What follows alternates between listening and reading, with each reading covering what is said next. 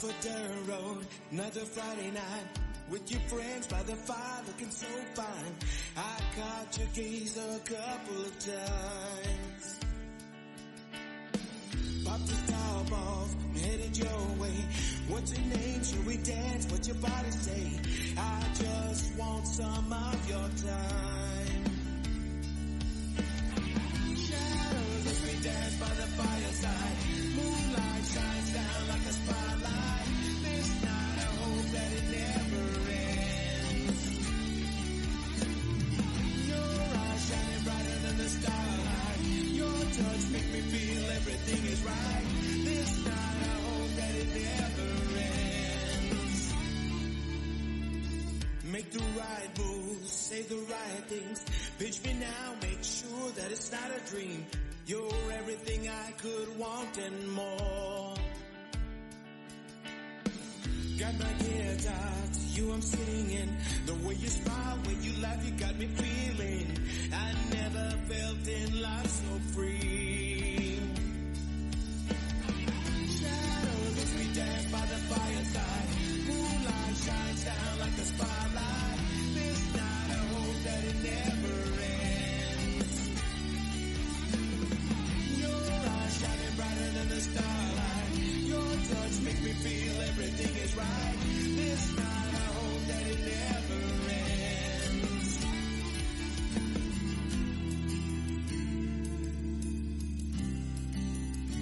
It never ends.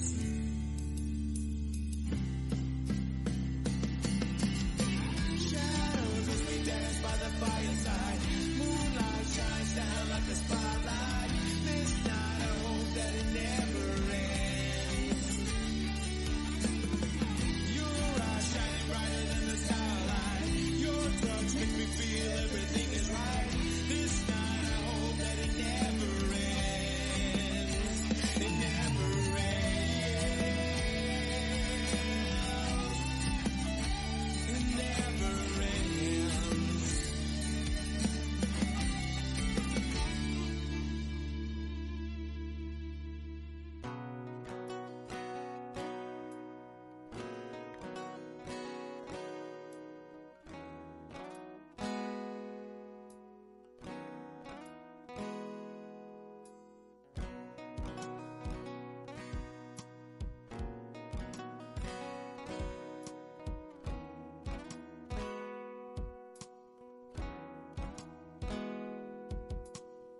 Saw you turning on the dance floor under neon lights.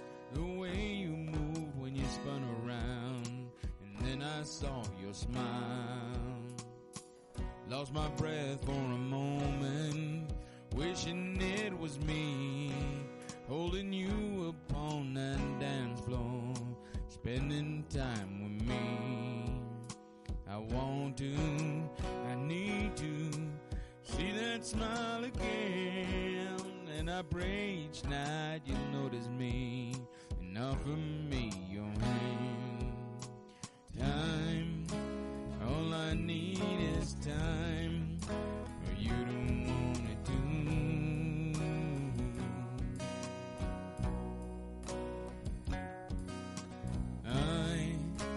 I won't stop from trying to prove it all to you.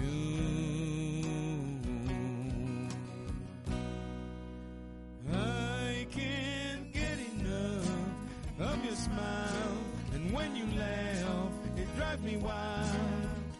If you could only see the way you move when I see you dance, I wish that you would take a chance on a guy like me. I hope one day you'll see what we just might be. Baby, come and dance with me.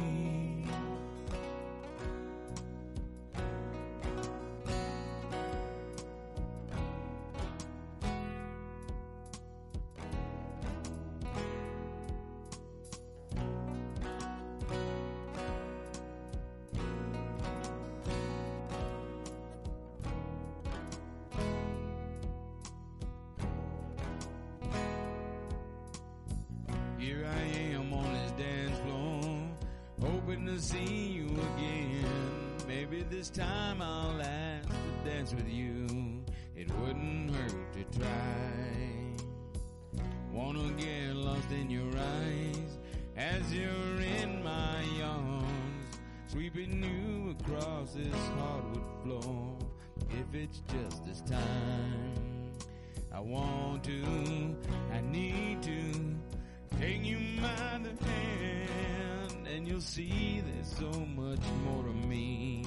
Soon you'll understand. Time, all I need is time for you to want it too.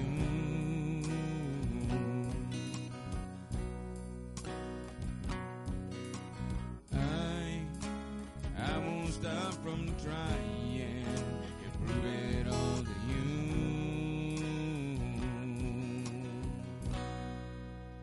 I can't get enough of your smile, and when you laugh, it drives me wild. If you could only see the way you move when I see you dance, I wish that you would take a chance on a guy like me. Hope one day you'll see what we just might be. Baby, come and dance with me. Baby, come and dance with me.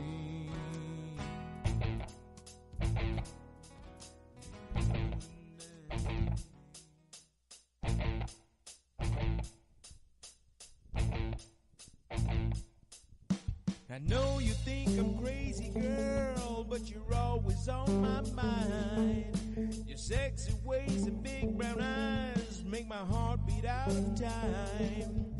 And every time you smile at me, you make me wanna be my best. There's a lot of pretty girls out there.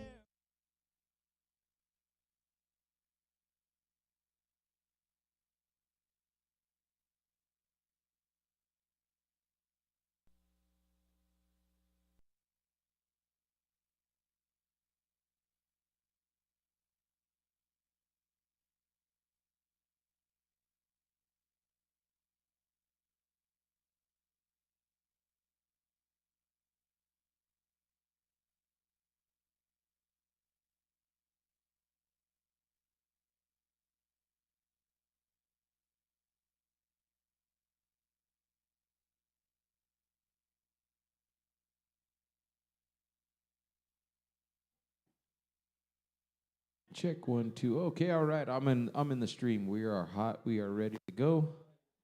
Welcome everybody. Thank you all of you guys that are watching online. We do have our comedy show tonight. So we got Jennilicious in the house. We have Larry Haney. Larry, what's your partner's name? He's going to get up and do us a little spot too. Trace. Trace. All right. Might call him Tres, but we're going to go by Trace. But thank you guys for tuning in. My name is Phil from the stage at Uncle Mike's. You can follow us online. Check out all the social medias, everything else that we got up there. And like, share, and share. So this is what it's all about, having a good time. We do have open mic on Saturday, nothing tomorrow night. Take the night off, go and watch one of the other local acts at one of the other venues or one of the other restaurants or bars. That's what it's all about, is supporting live entertainment and the people that bring it to you. So without further ado, I'm going to bring up to you Mr. Big T, our MC for the night. Let's give him a big round of applause, everyone in the house. Yeah, thank you guys again for showing up. Restrooms are in the corner. And all of you guys watching online, you got plenty of time to come on down. So thank you guys again very much. Big T. Wow.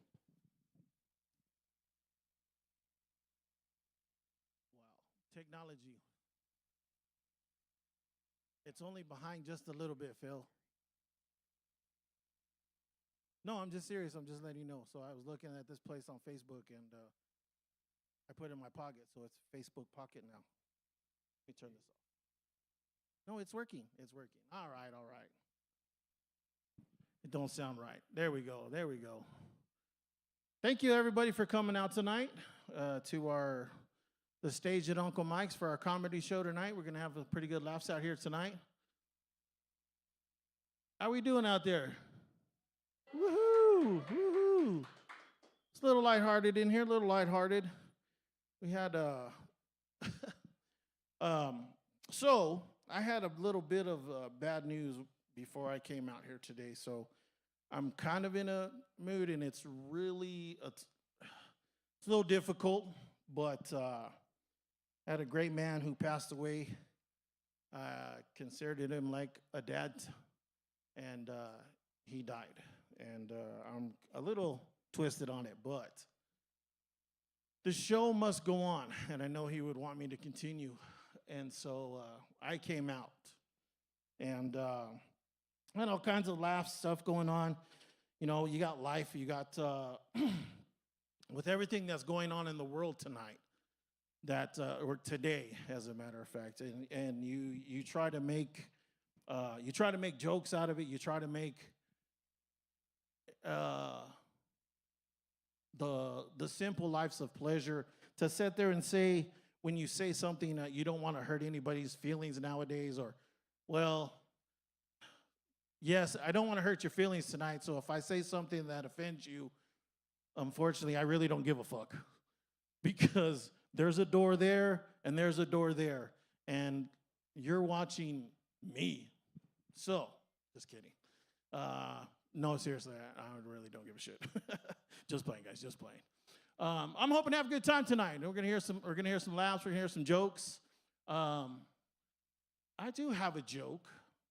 I said this earlier. So there's two ladies in here that hurt. Actually, yeah, two. And now there's another one and another one. So when I say this joke, please just know that it's a joke, because I really do love women. I respect you. You really do have the power. And any man who says that you don't, fucking lying to themselves.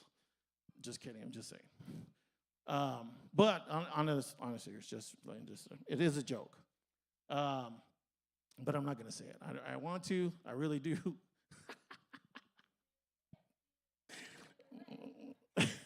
Okay, so here's a joke. All right. So why did God give women yeast infections? Anybody? No? So that way they know what it's like living with an irritated cunt too. Just kidding. I'm just kidding. But now, seriously, it is what it is. When I sit here and say stuff, like I said, it is all in fun. It's all in jokes, just kind of like, and the thing is, we can sit here and pick on everybody and pick on anything to sit there and say, what is another name for when a Mexican is arguing with a priest? Do you know? Alien versus Predator. Oh shit, I broke it. Sorry. It broke, it did. No. It's all in fun, folks. I want to welcome up to the stage our first comedian of the night. She's a really good friend of mine. I absolutely love her. She's like my sister. Jennilicious.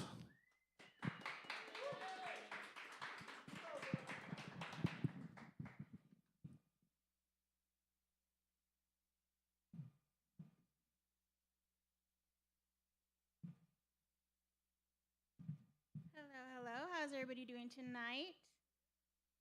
Woo! I like her. She was the only other one that dressed up. I felt kind of redonkulous when I got off the truck.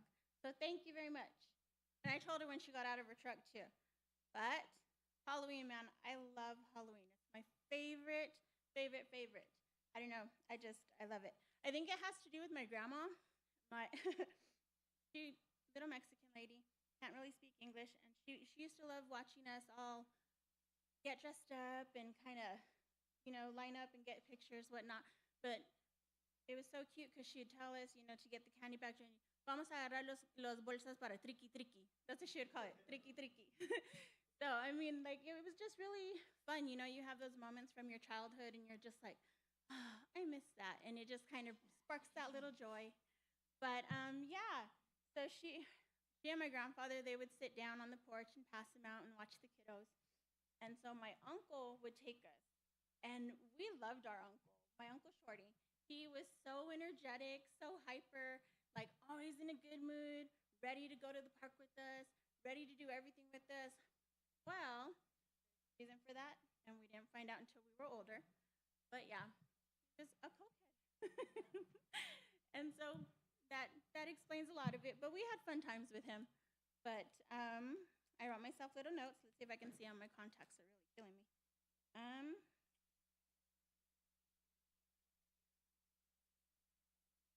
So yeah, I mean, like I love Halloween and I like scary movies and stuff like that. I am the worst person to watch a scary movie with though, because I can predict it, and I'm that girl in the theater that's like, "Don't go behind there. He's in the back. Don't do it. Don't do it." Screaming at the screen like she can actually fucking listen. And even if she could hear me, she wouldn't fucking listen.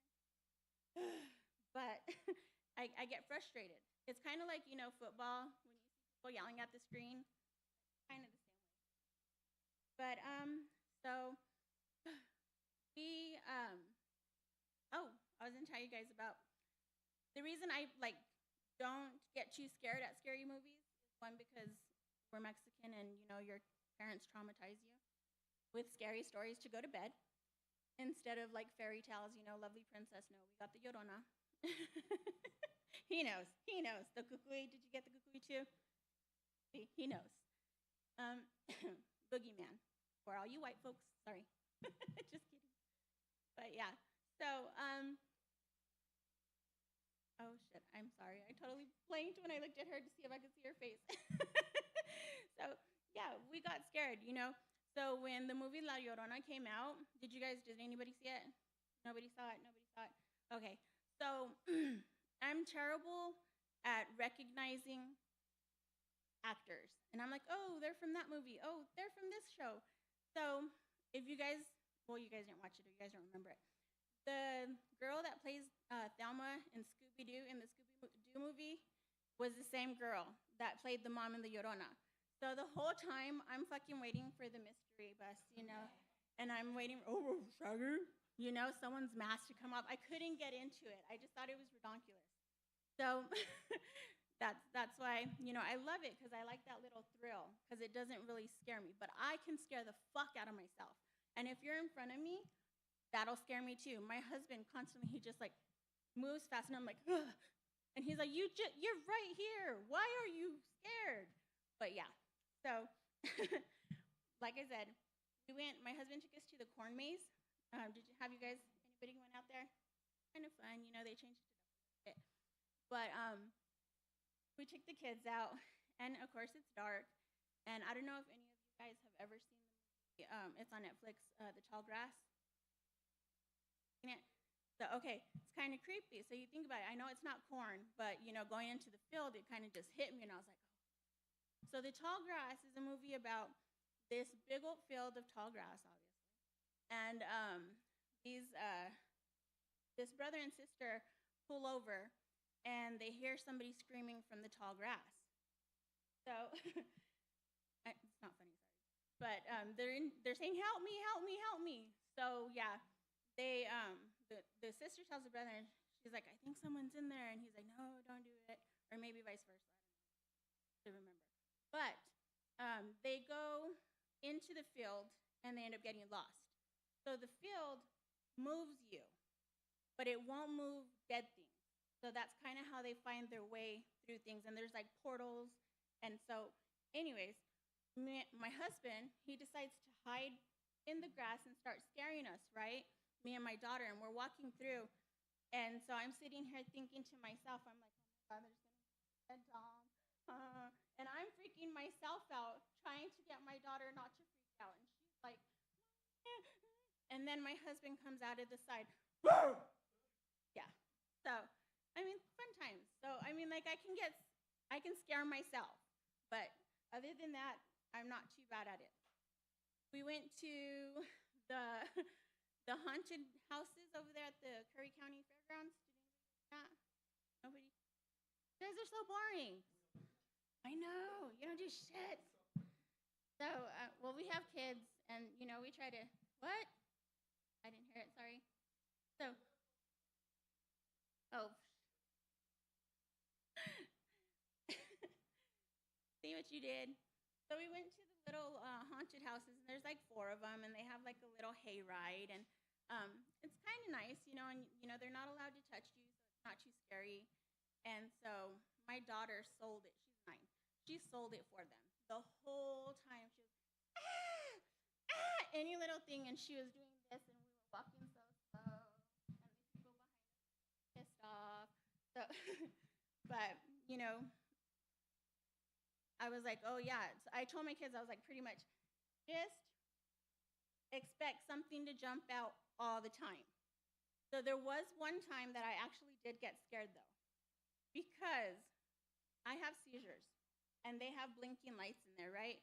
And I didn't realize that it was going to affect me. I should know by now. I'm 38. I've lived all my life. And so I tell my husband, I'm like, he's like, what's wrong? What's wrong? And I'm like, nothing, I have a headache. So I'm trying to go in. Everybody's screaming, overload, sensory overload. And so this stupid, little girl, kid comes out, walking like a crab walk backwards with that face, a mask from this scary person that was going around on TikTok forever. They're like, oh yeah, if you watch it. So all the kids, I don't know if you guys remember that. My kid was certainly all obsessed with it. So she crawls out, and then of course, because I'm trying, I have this eye kind of going back. And I've been injured my back a couple weeks. And so I kind of walk with a limp now. Shadows.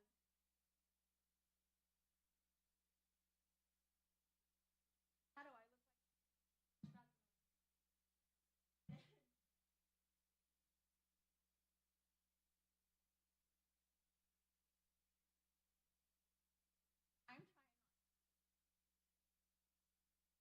And my husband's like, that was our of the had a fun time. We make it fun. You know what I mean? Kind of scared me a little bit, but not because it was so.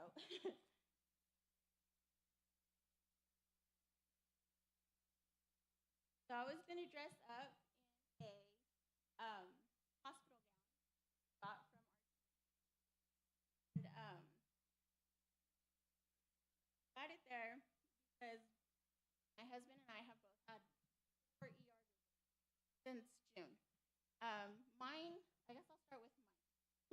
I threw my back out, like I said, I hurt my leg. I slipped, my SI joint dislocated. That was fun. I couldn't feel my legs. So it's 1 a.m. I'm trying to get up to go to the bathroom, right? And I stretched to pop my back, like I always do, no biggie. And then something snaps like a rubber band. And it's just like a loud pop. And I'm like, oh, fuck. I'm trying my hardest to scoot off of the bed and get off and, go do what I gotta do. But I can't feel, I kid you not, I can't feel my legs. And so I'm trying to get my husband awake. Finally, I yell at my daughter, and I'm like, look at Daddy, wake him up, I can't feel my legs. And I don't even know how he slept through that, but heavy sleeper. Yes, very hard sleeper. And so she gets him, and, he helps me, but, I literally cannot stand up by myself. But he has to go to work, and he puts the kids on the bus for me. And so I told him, just give me a gummy, an edible, and I'll fall back asleep, and I'll be good until you come at lunchtime to check on me. So I didn't make it to lunchtime. I had to pee again. But he left me with the pool cue from our pool table. So I looped it in our bed, we have a big old pillow top. And, they're heavy, so they have those little strings on them, the handles. So I looped it in the handle, and I was, kind of pulling myself up, trying to get to the bathroom again.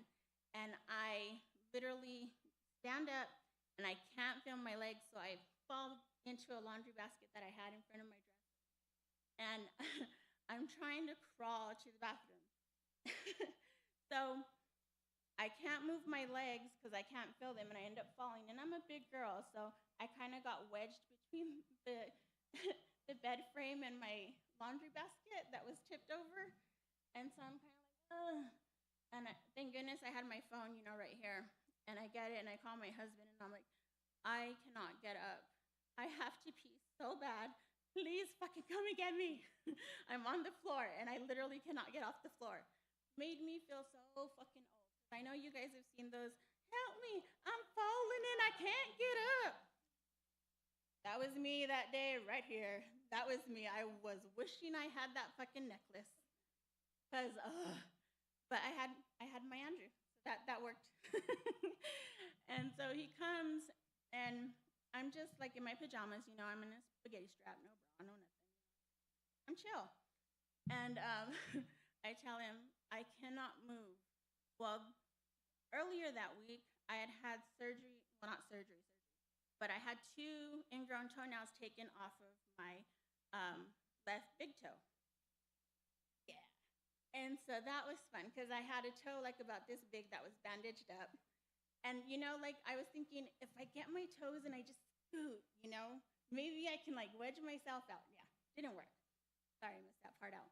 I left that part out. But yeah, so I tell him, I can't move anywhere. I can't even use my toes to like scoot. I've already tried it. And I said, you're going to have to fucking drag me out. So he's like, okay, let me know what you do. So I'm on my belly, and I'm just like this. And I tell him, just pull my arms. Just pull my arms. So there we are. And he pulls my arms. Well, my damn spaghetti strap goes down, right? And bloop. I mean, and they're not big. You can see, they're C's. They're little. They're itty bitty titty committee. So, and I'm okay with that. So I get rug burn on my nipples. And I'm like, fuck this. Do I want him to continue dragging me out? Or what do we do here? And for him, I'm already yelling all the time anyways, because I'm a girl and I'm Hispanic. But, he's like, what do I do? What do I do? And I'm like, I don't know. I don't fucking know. And so I said, you're going to have to get a sheet and just kind of roll me on it and drag me out. We'll figure out how to get into the car. So he gets a sheet, and I'm just like, roll it. And he's like, scoot your butt up. I was like, I can't fucking feel my legs. And so, like, you can't arch your back. You can't do shit. And so I'm screaming at him, and he's trying not to scream at me. And he's doing pretty good at it. But finally, after, 10, 15 minutes, I'm like, fuck this. Call the ambulance. We're not going to get me out of here. And so he does. He calls the ambulance. Go to the hospital and everything. And yeah, that was a terrible experience. But so his heart attack, we'll go back to that one now. And this is a little TMI, but it's okay, because I know you guys have had it, even if you don't want to say you've had it. Get that later on to the story. They flew him out of here to Amarillo. And can you give me my drink? Somebody, anybody? My drink? Sorry. No, I wish.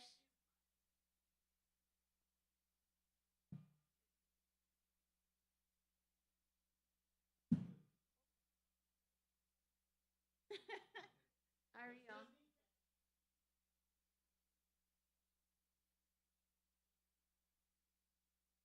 You can't see him because he has sleeves on, but my husband is tatted up.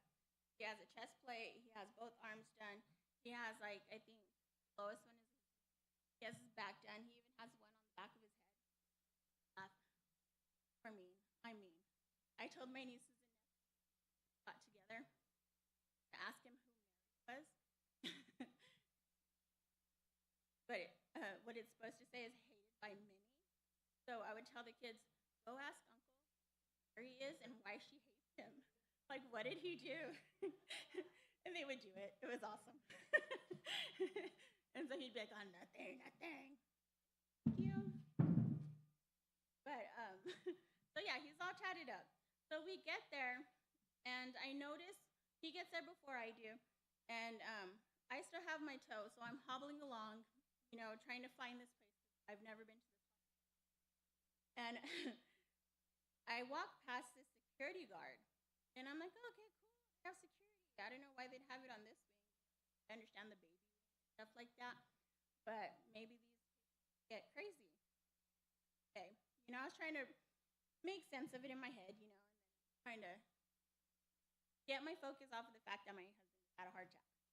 So I walk in, I see that, and I keep walking, and I get into his room.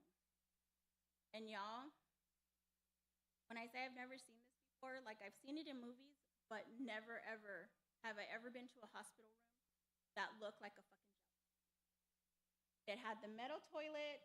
It had like no room for the toilet. It was just like the little fountain that you see on like 60 Days In where they make the hooch at, The, what is it called besides hooch? The, on somebody. Yeah, I like the But anyways, so this little tank where you like wash your hands and it's like, what the? And so I'm making fun of him, and I tell you, I call him Etch-a-Sketch because most of his tattoos are prison tattoos, and so they're, little lines. So I call him Etch-a-Sketch or Doodle Bear. And so I start talking shit to him, and I'm like, they have us in this damn pinta unit because of all your fucking pinta tattoos, all your gangster tattoos, and we're sitting here in this fucking room that looks like a jail cell, and y'all, this is where my TMI comes in. I cannot shit anywhere that is not my bathroom, my toilet specifically. I have 3 bathrooms in my room, in my house, and I only like to go to the bathroom in mine. So, on top of that, anytime I travel, my tummy gets upset, it happens. And so, I can't go. It's like I have stage fright. So, not only, so when you walk in, it's the front door, the toilet, they had my husband, then open landscape. So, you have the windows from the hospital, the big ones, which of course no one's going to see, right? And then, because we were on what floor?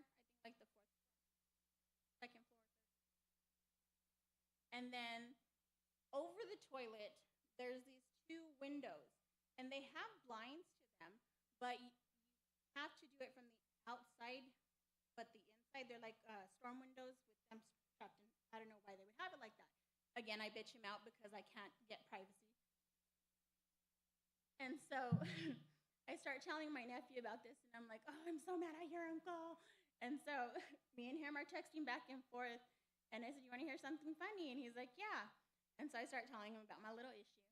And then I tell him, I sit there, and the curtain, like I told him when I walked in, I was like, I swear they have hidden, like not hidden cameras. I swear that thing up there is a camera.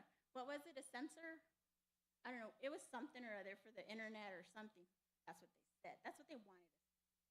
But I really think, I'm one of those conspiracy people because, you see all these things on TikTok where they're like in the hospitals and they notice that the person gets up and all that shit, who's filming it? I know there's cameras everywhere. I don't know. So I'm telling him, and he's like, just go. Because he can go on the side of the road. He don't give a fuck. And so he's like, just go. And so, like, I sit there, and I'm telling him, I can't. And so me and my nephew are going back and forth, and I'm telling him, yeah, he's telling me this, and we're telling him that. So then I start making fun of him, and I'm like, unit. And I tell my nephew, I said, no, but he's white, so what would it be? And so I found him this little meme of this goofy little white kid that's like, unit. Really, like, kind of slow. I said, that's Uncle. And then we were, like, Googling back and forth, and I found this, like, little G.I. Joe that was all tatted up, too, pinta style. I was like, I need to get that for Uncle. But, yeah, that was the first part of it. The second part is that I was already cramping by then, and if you've ever been constipated, you know what I'm talking about. I was so uncomfortable. I go to the store and I get me, some laxative, and I get me the chocolate ones. Well, I'm always high. I forget that they're laxatives, and I take too many. So, yeah, that was fun. because every time someone came in the room, like I knew I would have to run to the bathroom and I would sit down on this stupid fucking open toilet, and someone would walk in, and then I would be like, oh fuck, and I would feel so guilty because I was like, they're just gonna step in here and my asshole's gonna bitch slap their face, their nostrils just, but so I don't know. It's been rough. So that was gonna be my nightmare costume, the stupid damn gown that they gave us, because it was horrible. But yeah, we were told to tell a joke today, and so my joke is, there's a husband and a wife, and they're getting ready to go to a costume party, right? And the wife's like, no, I don't feel good. I'm a little tired. I'm going to stay behind, but, maybe I'll meet you there later. So the husband's like, oh, okay, I really don't want to go out without you, but just call me, if you feel better and if you want me to go home. So he goes to the party. She stays, takes a nap, wakes back up, and she's like, okay, I think I can do the party now. I feel a little bit better. So she's like, I'm going to go spy on my husband. I already texted him and told him I wasn't going. Like, us girls do. I can admit it. So she goes to the party, and she sees her husband. And she kind of sits back and watches him for a little bit, and he takes a girl out to dance, and then he takes another girl out to dance, and he's dancing with the whole fucking party. So then she starts to get close to him, and, they're flirting, and, of course, she's in her costume, so they don't know that they are who they are. It's loud. You can't really recognize the voice, whatever. So after flirting back and forth with him, she's like, well, let's go out to the car. So they go, and they, do their thing. What does my aunt call it? The dance with no pants on. And so they come back in, still masks on, don't realize. And she's like, oh, well, it'll be fine because it's my husband. So she goes home, and she's like, I'm going to catch him. I'm going to catch him. And she lays down, pretends like she's asleep, and he gets in there, and he's like telling her, hey, baby, I'm home. And she's like, oh, well, did you have fun at the party? All right. She's like, did you dance? And he's like, no, I didn't dance. She's like, are you sure you didn't dance? Not even a single song? And he's like, no, I didn't dance. And she's like, well, did you meet anybody? He's like, oh, yeah, I met up with, Sam and Eric. And we went to the next room and played poker all night. But the guy that I let borrow my suit said that he had the best fucking night of his life. Waka waka. So, right? You get all into the story, and then you're like, oh, fuck. And then you realize she's the cheater. But then what do you do with that? What do you do with that? Because she was going to go catch him, but now she's the cheater. Don't do it. Don't do it. Anyways, you guys have a wonderful night. Thank you so much for your laughs. Happy Halloween.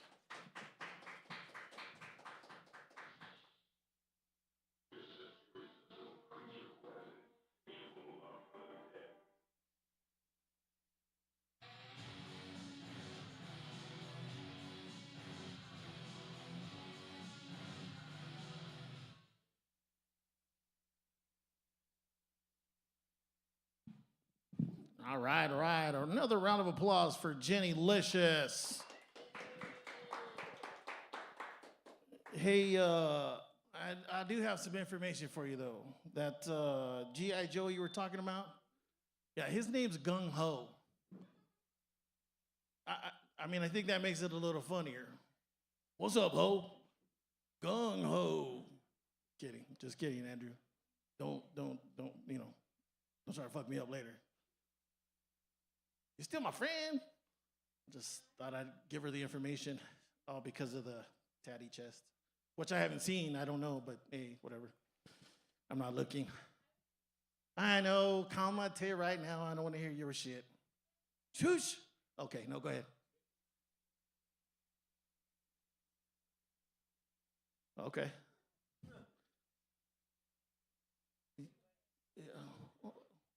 I assure you, I didn't ask if he had hair on his chest, ma'am. You can, with that too, right there. I'll treat it like I'm still in the Marine Corps. Even though they don't have this policy anymore, I still know, don't ask, don't tell. Just fucking let you motherfuckers know. That's for real. That's real shit. I do what I want. You ain't the boss of me. That's how much I love her, man. That's just our shit. We do that shit. all the time. You're not the boss of me. Yeah, fuck them. Feed them fish. Fuck. Yep, fuck them all. Feed them fish. I like it. I like it. It made me think. So that talking about fish, only because he really wanted me to say this. So I came in tonight. Was the first one here after Phil was here. We were gonna help him test the mics and everything. And he goes, hey, I want you to say this joke. He goes, we need to get it in. And I was like, okay. And so he tells me the joke, and I'm sitting there like, am I supposed to laugh? And so I tested it out before the rest of y'all got here with just a couple that walked in, and they laughed. So I'm going to say it because he asked me to. And he said that it was, the guy was asked, he's like, hey, man, how do you eat Navajo tacos? You lift the belly up. I thought it was funny. He won't, that's what it is. I want to thank everybody again for coming out. We had some new people that showed up late because they obviously aren't wearing watches and can't tell time. All three of them, they're just right here in their own little word. I don't know. That's all I. That's. Did you drive? Who drove? Oh, so it's her fucking fault. Just then this is all you should have did. This is in unison, the both of you. Right there. And we know it's her fucking fault. Just saying.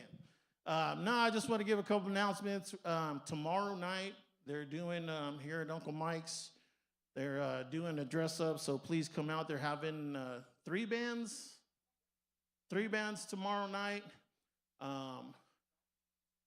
Costume contest, which I wish I could be here just so I could show you the Mexican version of Charlie Brown. It's Chewy. I'm gonna have the whole little yellow shirt, the black shorts, the brown shoes, but I'll be at work. Yeah, some of us got to do that shit still. If I won the fucking lottery, then I'd be okay. I probably really would be okay. It might be gone in a week, but that'll make it worth it. Just say fuck it. But no, I have to work tomorrow night. This isn't my big money maker, being a comedian or doing, MCing. I'm actually a poker dealer at the Gin Mill Card Club in Farwell. And you can make some money doing that shit. That's some real shit. But we also have, so there's the one tomorrow night and November 18th. Andrew, or no, is it Andrew? Andrew W. Boss. Boss Crew Tour. I'm not sure how bossy he is, but I haven't met the guy, so I don't know. But anyways, there's a couple things we got coming up. I know we got another one. So November 18th, tomorrow night, and open mic on November 2nd. November 2nd. Ain't that November 2nd? So why do y'all keep fucking telling me Saturday? November 2nd, motherfuckers. God damn. 5 of them, they were all Saturday, November 2nd. Yeah, but Tuesday's November 5th. Get your asses out there and vote. I got that shit over with. And the funny thing is I really did do this early because my grandma, who's 85 years old, wanted to vote. And she's a huge Trump supporter. And I know there's a lot of people that don't like it. Fuck you, I don't care. She doesn't really care either. But she wanted to vote, and so she left. I got to take a little break because she's gone now for a couple months. But because she lives with me. And so we went and voted. We did our little stuff. They gave us our little sticker. And I voted today, da-da-da. But, you keep hearing about it that, everybody needs to get out and vote. So if you haven't already voted, go out, vote. It's November 5th.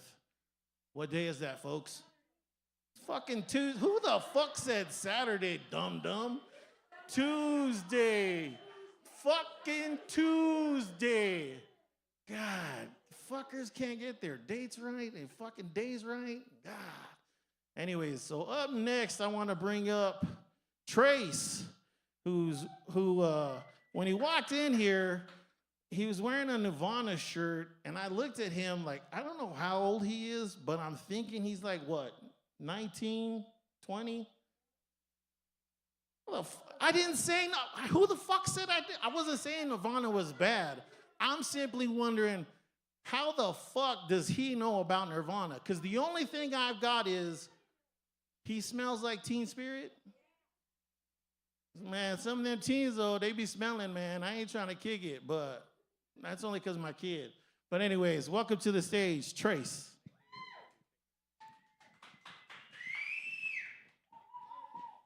Hey guys. So, being young is crazy nowadays. You gotta be so up to date with everything. You gotta be on your phone 24/7. Can't do anything. Can't do nothing. I'm at a weird spot right now. I'm 19, so can't talk to no one in high school. None of that. And I got all these 20-year-olds trying to talk to me and stuff. So it's just weird. I don't want to really talk to my aunt. You know, I don't want to talk to someone the same age as my aunt. So, yeah, I don't want them to have to pay for my kids' pass at Disney World. None of that. No, man, and, hey. Hey, I'm taking that. No, and locking down a job is different nowadays. I work at a cheese processing plant, so anything you've eaten cheese-wise, I made that. So choose wisely. No, man, you got to be so up to date on everything. I'll take my break, and then I'll come back for my next break, and they'll be like, "Oh, you missed it? Kanye dropped his new album." And I'll be like, "Oh my god!" So now I got to sit there for 30 minutes to listen to Kanye. Yeah, man.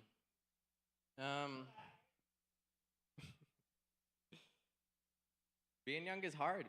It's not hard, but it's not easy. It's a crash. This is a crash. No, yeah, guys, I'm stuck. Someone throw out a comment. I like your shirt. Oh, yeah. Yeah, music taste is different nowadays. Music taste is so different. Because, you know, the first time I've ever heard of Russian reggae? Have you ever guys heard of that shit? Oh my God, Russian reggae. It sounds really reggae. Yeah, exactly. Man, no, I've been trying to open up my music taste and take in different aspects of stuff. And I have this coworker, and she constantly talks about this outlandish, like, cultural background. The first time I ever heard about Rocky Mountain oysters was from her, and she said, she was talking about them like they were chicken nuggets from McDonald's. Like, no, ma'am. I get home and I Google search it. I should have put that in my incognito tab. It's horrible, guys. It was horrible. Yeah. Right? She was like, oh, they're sauteed and they're thrown in onions and this and that. And I was like, no, ma'am. No, man, it's hard. No, man, it's hard. Graduating's crazy. You can't talk to people outside of high school now because now it's weird. Now you don't have to be at a place for 8 hours. It's way worse. Man, dating is hard. You know, you can get out there and you can talk as much as you want, but at the end of the day, that person is just going to be a name in your phone, and then they can just be like, I'm not going to answer for like a week. Right, free will? Who has that anymore? What the fuck? Right. right? Um, the door. Yeah, man. Um, yeah, going into this new stage of my life, uh, you're either going to college or you're working a full-time job, and that's weird. That's weird working. Have you ever been in one place for 8 hours? Gross. No, no, it's just super weird. I'm at this spot where there's people that I went to high school with, and they're like, "Yeah, I'm having my second kid." Oh, and then I have other people who are like, "Oh, I bought my house." Yeah, and I was like, "All right." So, way different. And nowadays, there's people who are 15 with 2 kids and 17 baby dad. I don't know how that works. I didn't know we were amphibians. So, yeah, man, it's weird. Um, but man, I enjoy it. I enjoy being able to work and then get off and relax and enjoy myself. Yeah, and at least my joints don't hurt yet. Hey, man, I'm not looking forward to that one. Man, they're starting to though. They're starting to though. No, I was humbled recently. I was humbled. At my job, we have to stretch before we go out to work, and recently I went to a party and had a few shots, and then there was an electric bull. Me and him locked eyes. It was a connection, guys. It was a connection, honestly. I got his number after and everything. But no, he tore me up. And then I get to work.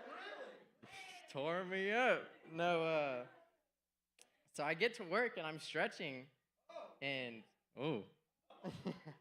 I'm stretching and everything is locking up, guys. You don't even know. So I'm leaning over, and then my coworker, and he's like, "That oldness hitting you now, huh? Talking all that shit, huh?" Yep. And man, I was humbled. I was humbled because he was stretching better than me that day. So long story short, I broke out his windows. No.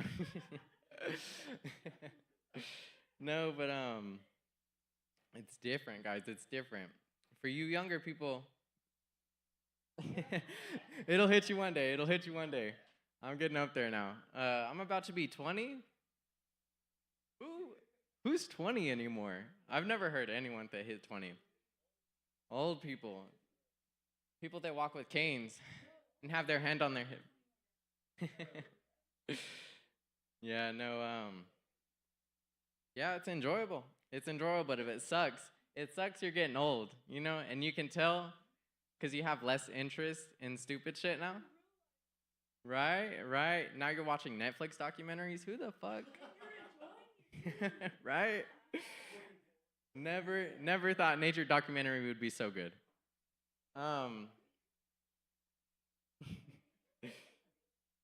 Yeah, man. Yeah, it's a difficult time. And now I got to pay for subscriptions? My mom's not going to pay that for me anymore? What the fuck? But no, yeah, it's a hard time now. It's a hard time nowadays. Now I got to pay rent. Now I live by myself, and who wants to do that? I can't just freeload anymore. That was like the best time of my life when I could freeload. So now I'm living on my own. I actually got to pay rent and take out the trash.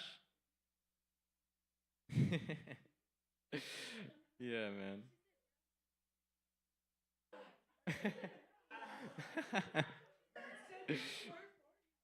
Yeah, man.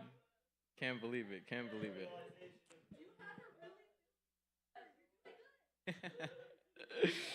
Yeah.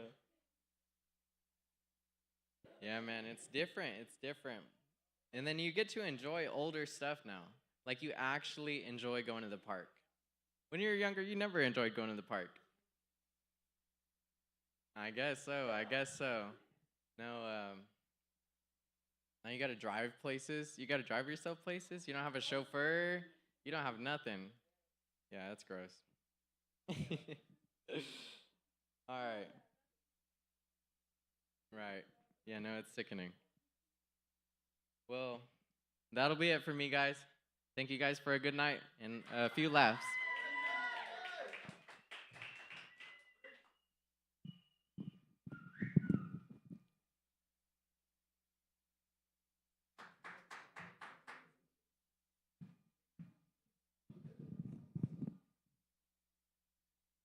Youngster, shut your ass up with you feel old. What the fuck? Dude, are you kidding me? I'm fucking fat, dude, and I can say my fucking knees. Look, you see them pants? It's like, what the fuck? Hey, I can't help it. I'm 48, fixing to be 49. Well, I want to know what you doing. Not really, though. Commente. See, you started up a whole can of worms there, bro. Like, you know what? Don't ask, don't tell, but you said that shit earlier, and I'm all, you should have heard three words in one fucking sentence. Stop, no, and don't. I don't know what that dude did to you. Stop, no, and don't. I feel bad for you. Oh, he said it the other way? Fuck. He said, no, don't stop. That's fucked up. Oh, shit, dyslexia. You know, though, you brought something up, though. Here's the funny thing is, so you're 19, Trace. You're 19 years old, and my middle child will turn 22. No. Scratch that, 23 next month. And holy fuck, you sound just like him. Can I be a freeloader? What happened? Yeah.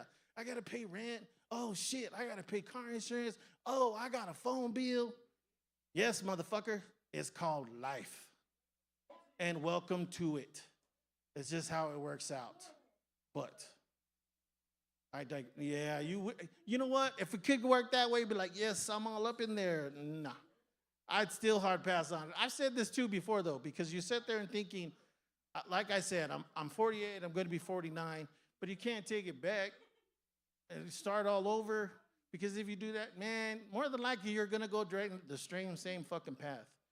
Because you take it as this.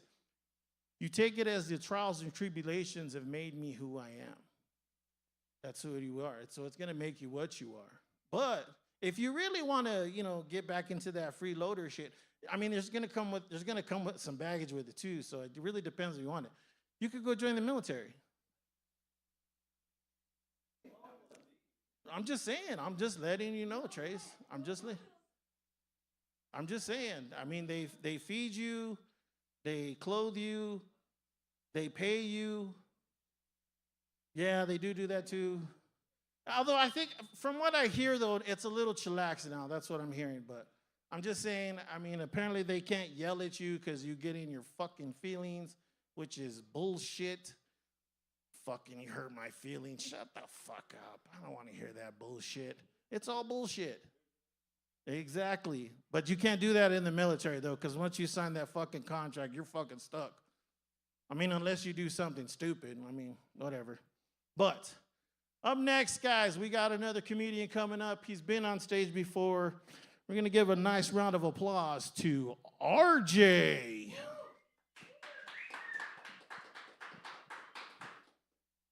Take your hands out of your pockets when you come up here, motherfucker. Exactly.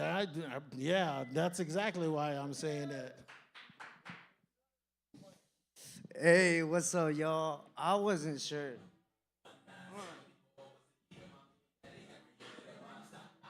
Ya pa' qué, bro?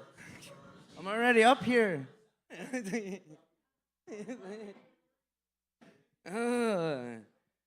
Nah, so I wasn't sure where I was gonna get started. Trace, that's fucking crazy. I thought you were a little bit older, and I also thought you were like, I mean, you probably are like kind of like my boss in a way, right?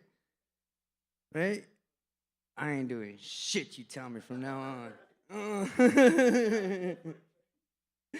No, I'm just kidding. No, I like, it's crazy because I didn't expect that. And yeah, we do happen to work at the same place. That's fucking crazy. Before I get started, these are for entertainment purposes only. Ladies and gentlemen, I am saying that for the viewers that may or may not be viewing online because my mama might be on there. So, I'm not I'm not sure how we're gonna get started tonight. There's a lot to talk about, you know what I mean? Holy shit, we got the whole Diddy stuff going on that I'll probably get into here in a little bit. Yeah, that's a lot. Yeah. No, just kidding. All right. So, man, let's talk about life for a little bit, right? You know, there's just so much going on everywhere. Everything's just so fucked up. You know, I'm probably gonna sound a little bit like George Carlin, you know, because it's gonna be like sound like I'm preaching a little bit. But by all means, please do go out there and vote, but understand that it is a numbers game. You know, the other day, my parents are sitting there arguing about this shit. And, you know, we have a lot of, I don't know, I guess differences going on, you can say. And our differences do lead to arguments, but only to a certain elevation, you know. And I told them, I was like, yo, that's crazy, you know, because I was telling my mom about that, you know. I was like, you know, that's crazy because, you know, we do get to sit around here, we do get to sit here and talk shit to each other, but, like, we won't kill each other. Not over politics. Like, yo, you fucking steal something from my plate, I'm gonna fucking choke you the fuck out. Right there, Thanksgiving dinner. With politics? Bro, we don't give a fuck. We know what the bigger picture is, you know? Left wing, right wing.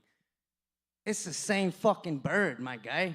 You know what I mean? It's all just one big fucking game. And by all means, participate, though, because it matters, you know? Like, I don't know who the fuck to vote for. Like, I'm fucking, like, for example, you know, one is, like, not okay with killing babies, right? Right. I'm okay with that. I don't want to kill babies, my guy. I don't want to be responsible for that. Like, you know, I'll just fucking let somebody else do that shit. You know what I mean? No, hold on. But the other one is like, I think you should get them titties. I think you would look great. Even though you got a dick, but like, I think you should do it. Yeah, you would look fantastic. You see what I'm? Yeah, see, I love it. I love the reactions that I'm getting. That honestly, I love it. But yeah, you know, like we don't argue about that in my family. You know what I mean? It's like we know, you know. And whenever you get to a certain age, Trace, like, yeah, you like start to understand these things. Like, it really is just about numbers. And I really do encourage the youth to get their ass up and go to fucking work. Jesus Christ. My parents was talking the other day, and they was like, I don't know where, you know, where this generation went wrong. Sorry, I had a little bit of drink before I got up here. I was doing so good right up until there.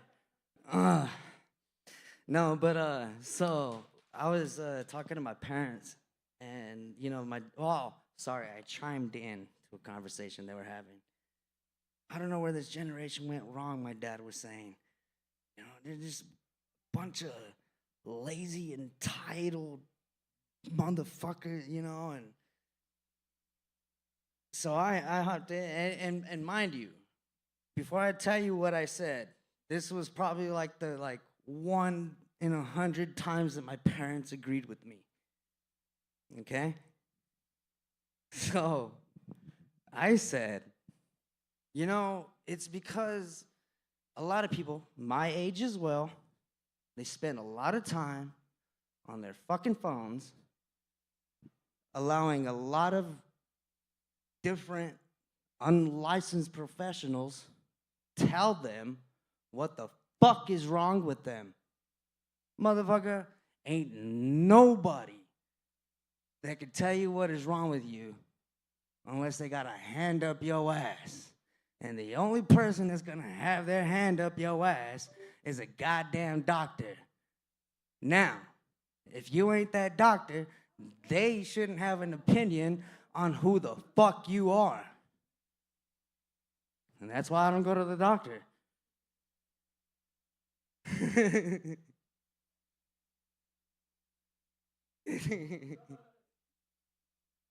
Hey, look, listen, I think that's the only way they can get to know you.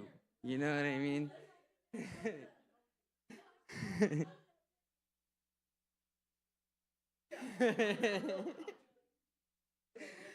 Oh, man. Yo, man. I've worked, that's why I encourage the youth to go to work, to make money, but work the hardest job because they pay the most, They may not have the best benefits, but they got good benefits, and that's what it comes down to is maybe not just being a, man, but now, everybody's got to go to work. These inflation rates are fucking ridiculous. You know what I mean? That whole, stay at home. No, you can't. I would love to fucking have a stay-at-home mom while I take my ass to work. You just stay at home and take care of the goddamn kids, cook, clean, and do all the shit that a stay-at-home wife is supposed to goddamn do. But, man, you do not fucking, dude, look, I got two choices. Do I want to fucking do I want to have a house, where I can buy groceries and fucking enjoy life? I can only do that as a single person, though. But the other option is, do I want to buy a car and live out of it? Yeah, these are the options I got today, bro. Yeah. That's a good point, because do I want to cry inside of a fucking slug bug, or do I want to cry inside of a Mercedes Benz? That's a good question. They got good leather. You can wipe those tears away. Yeah, see, we're getting the good questions tonight. All right. Nah, real shit though. Man, this is crazy. All right. Now, we're going to talk a little bit about me, all right? So me, my daughter, and her mom, we're really cool, all right? We're split up, the whole shebang. But me and my daughter, we're like this. I am in her phone as dad/favorite parent.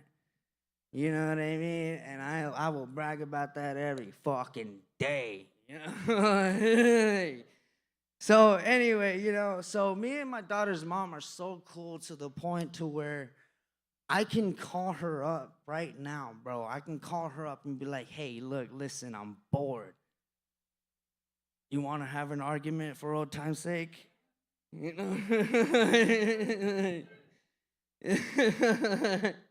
ass. No. You understand that term. Nah, so anyway, so she called me up a while back, and she was like, hey, I got such and such going on. I'm joining the military. Do you mind coming out and helping? She lives in California, by the way. She was like, do you mind coming out? And I was like, well, because we do talk, so she already knew my job situation, and I was like, well, I just got this really good raise, what do you want me to do about that? And she was like, well, see what you can do. You can't figure it out. You can just come down here, you won't have to work, So a stay-at-home wife was looking kind of a good job, you know what I mean? like, I'll be a stay-at-home wife, you know what I mean? What? So, hey, I did a damn good job, and I still drank. So, I talked to my job, and they were like, nah, we can't let you transfer. And I was like, why the fuck not? And they were like, well, because you got too many occurrences. And I was like, but in the past, you guys let it go because I'm such a fucking good worker, breaking my back and showing up and being here when the fuck I'm not supposed to be, getting my overtime approved because you motherfuckers don't want to get the work done and I do. So what do we want to do about that? And they still didn't want to let me transfer. So, so I was like, all right, here's what's going to happen. You know what I mean? Because I saw it as a opportunity to experience. You know what I'm saying? So I went out there, and I still got me a job, by the way. I was actually working 2 jobs out there, and it was fucking amazing. My second job was sailing. Yeah, that shit was dope as fuck. The dude that I was sailing with was kind of weird, but like, we're out in the middle of the ocean. If anything happens, a motherfucker go missing, and yeah. It's like, man overboard. I learned all the laws. So I'm out there, man, and so regularly, since my daughter was probably about 6, I get her every summer and winter break. But now I was in Cali for a little over 8 months, I think. And while I was down there, my daughter got to know a part of me that she had never seen because she had never lived with me for a long period of time, other than 4 or 2 weeks. 4 months or 2 weeks. You understand? But I also got to see a part of my daughter that I had never seen. And whenever I got to see those parts, I'm like, yeah, I don't like your fucking friends. You know? And she's always like, yo, why? Yo, they're cool. Because, like, just so y'all know, a parent knows. I don't know, Trace, just know. A parent knows. A parent knows. You think we don't fucking know? We fucking know. Every goddamn time. You want to know why? You want to know why? It isn't because we're fucking your parent. It isn't because we're your parent. It's because we are spiritually entwined. You are our child. We fucking know. So when you are lying, we know. It is only a matter of what are we willing to fucking deal with? You know what I mean? And that's exactly what it came down to. I dealt with a lot. And the reason why I know I dealt with a lot is because whenever I came back to New Mexico, my daughter's mom called me about a month into being back, asking me why my daughter had to have a talk with the cops. And goddamn, other parents are fucking snitches, bro. God damn. I handled that shit, all right? Let me tell you why I like to live logically instead of being right. Because as long as you're living logically, you won't have an issue on having to argue why you're right. You understand? Now, hear me out. Here's why. Because when my daughter's mom called me to ask me about said situation whenever my daughter had to talk to the cops, okay, fine, whatever. But it was because my daughter ran away. But, mind you, I ain't speaking nothing on the matter. I am not talking. I am just listening. She's yelling, hurting my feelings. So I tell her, do you want to talk about why she was talking with the cops? Or do you want to maybe talk about on a possible situation where my daughter might be? It sounds real, but I know I'm right. And here's the reason why. Reason why I know I'm right is she hung up. She had no more words to say. When she stops, that's how you know. I think that's how you know. When a woman is done yelling, that's how you know when you're right. Because she didn't. Let me help you understand something. She has, what's that phrase? Me by the balls. You know what I mean? No, really, think about it. That's how I know when a man is right, a woman won't argue. Because she could choose. She could be like, hey, you know what? Child support.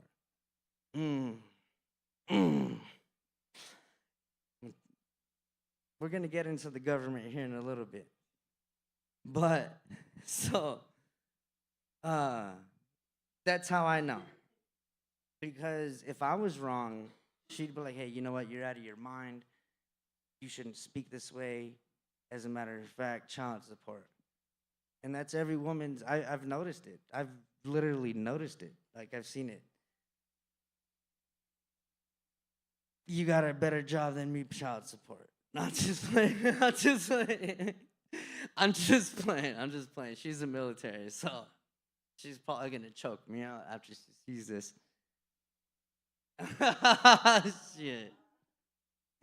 Hey. Watch out. She's going through a divorce right now. It's a really hard time. Hey, nah, so check this out, right? I don't give a fuck, so I'm going to talk about it. So the reason why I found out about her divorce is because whenever I moved to California, I had to team up with her stepdad while she dipped off to the military, back on California. All right? So, that's also how I found out my daughter's an asshole. By the way, it's not illegal to call your child an asshole. It's only frowned upon. So, I'm being at the best parent that I could be, and my daughter don't like that, and I also happen to not give a fuck. So she goes to school, and like I said, me and her stepdad are teaming up with her and her little brother, which is not my child. But that's her brother, you know what I mean? So that dude calls me uncle, okay? That's how close me and my daughter's mom are. That's how good we are. So, like I said, some shit flared up. I said some shit my daughter didn't like because I'm her dad. And this particular day, her teacher happened to ask her about her two dads. And y'all know what the fuck I'm saying. Well, because my daughter's pissed, she didn't bother to correct her fucking teacher. You guys can only imagine. I'm not going to talk about it. You just imagine what I had to go through whenever I showed up to school for that entire 8 fucking weeks. Not the 8 months that I was, because I eventually corrected them. But that whole 8 weeks, I did notice it. I really did notice it. All these hot single moms just looking at me. And I know what I am, you know what I'm saying? But they think so like, They think I'm gay the whole fucking time. And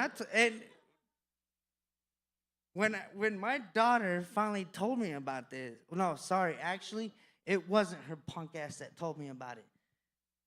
It was her teacher that said something, and I was like, oh, this bitch.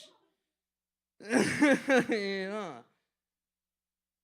So we went home that day too, and I told her, I was like, you know what? Because of this bullshit, I'm gonna let this ride. We're gonna see how far it goes, and we're really gonna see what happens. No, but that's. I'm just saying that's how I found out my daughter was an asshole. Like, she has a. So I called her up the other day. I know I'm fucking leading off track a little bit, but I called her up the other day. And the minute she hops on the phone, she was like, hello? Yeah, hey, hold on, I can't hear you. I was like, hey, Bella. She was like, hold on, I can't hear you. This fucking bitch got me with her fucking voicemail. Like, I thought I was talking to her the whole fucking time, my guy.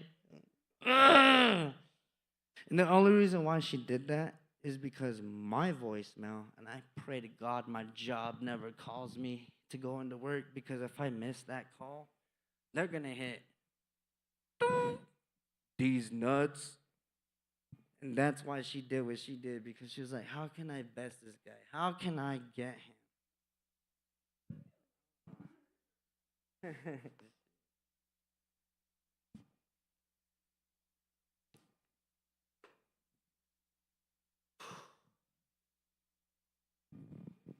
That is not vodka, sir. That is cognac. I do not do vodka because it makes me sweat like I'm doing ecstasy. Oh, no, that's water. That's water because of the cognac. No. Oh.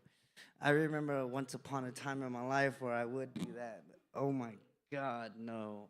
I'm ancient now. Am I me 19? Buddy, I wish. I fucking wish. I just look this good because I don't do drugs. Sorry, hold on. Heavy drugs. Yeah. I love the good stuff. I don't know what that is to you guys, but if I may inform you, it's alcohol. That's how I deal with my family, my job, and every woman that comes into my life.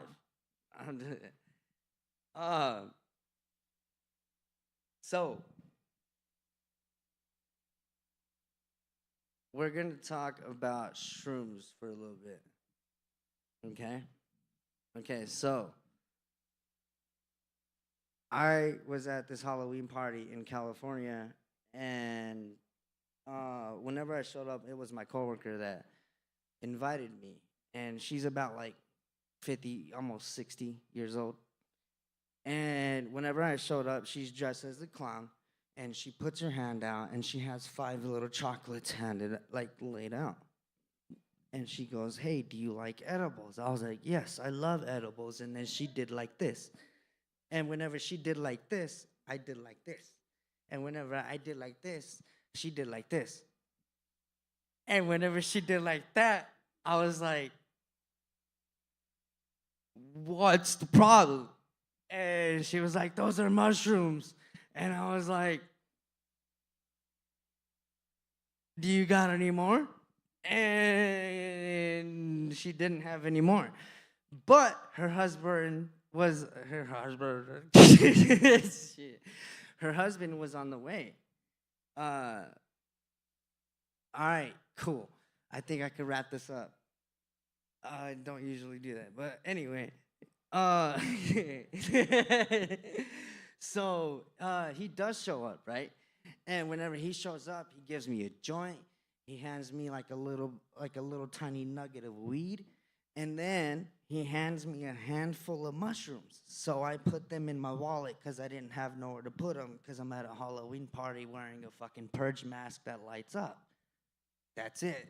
Because I'm in California. I wasn't prepared. It was last minute. I'm trying to just work and collect money while I'm getting money. You know what I mean? And so, those chocolates started kicking in. And here's whenever I started knowing they're kicking in, because I start processing everything that happened. Whenever I showed up, it was a bitch that dressed up like a witch that was dressed up like the white witch, you know, the nice little cool one. And then one that was dressed up as your traditional green witch, you know, with the green face and shit. And they're all like, hey, try this, try that. And the things that they would try this and try that were like your vodkas mixed with Skittles, but like put in custom models that had tape and written with poison and da-da-da-da-da. Well, whenever you're on mushrooms, those kinds of things start fucking with you, all right? Well, I'm really fucked up, my guy. And so I decided to sit myself down in a corner. And this really, really hot chick sat next to me. And she was like, hey, do you want to smoke a joint? I was like, yeah, I don't got a joint. You got a joint? And she was like, there's some in the bathroom. Ironically, there really was some in the bathroom. It was a dope-ass Halloween party, okay? I actually got the snaps to fucking prove it. Anyway, so we go to the bathroom. There's no joint. So we find a fucking bong. And we find the weed that the dude fucking gave me. It was destiny. And I also find the mushrooms. And I decide to eat those mushrooms while I'm chilling with her. But anyway, while we're chilling, smoking, chatting, time goes by. And I said, hey, you're really cool. And I'm really sorry I have to ask you this question. And she goes, what? I said, are you real? And she goes, what do you mean? I said, I'm not gonna lie to you. I ate a lot of mushrooms, and you're dressed like a fairy, and they're fucking witches, and I drank this potion earlier. I don't think you get what the fuck I'm saying, but are you real? And she was like, shit, baby, I'm 110% real. I was like, that's all I needed to fucking hear, and that's my fucking time for tonight.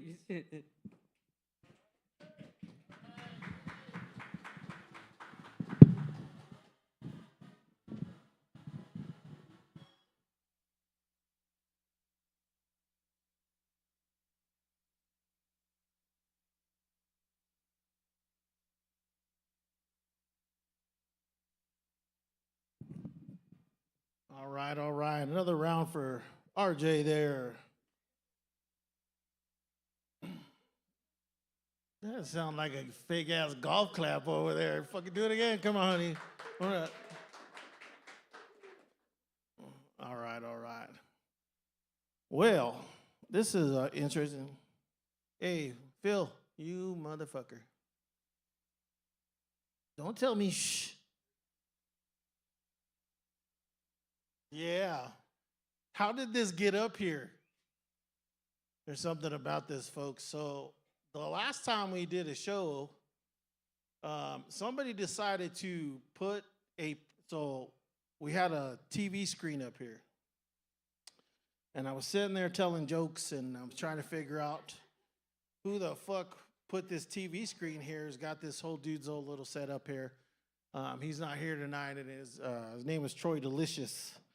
And I'm sitting there reading that screen, and I'm all thinking, who the fuck wrote that shit?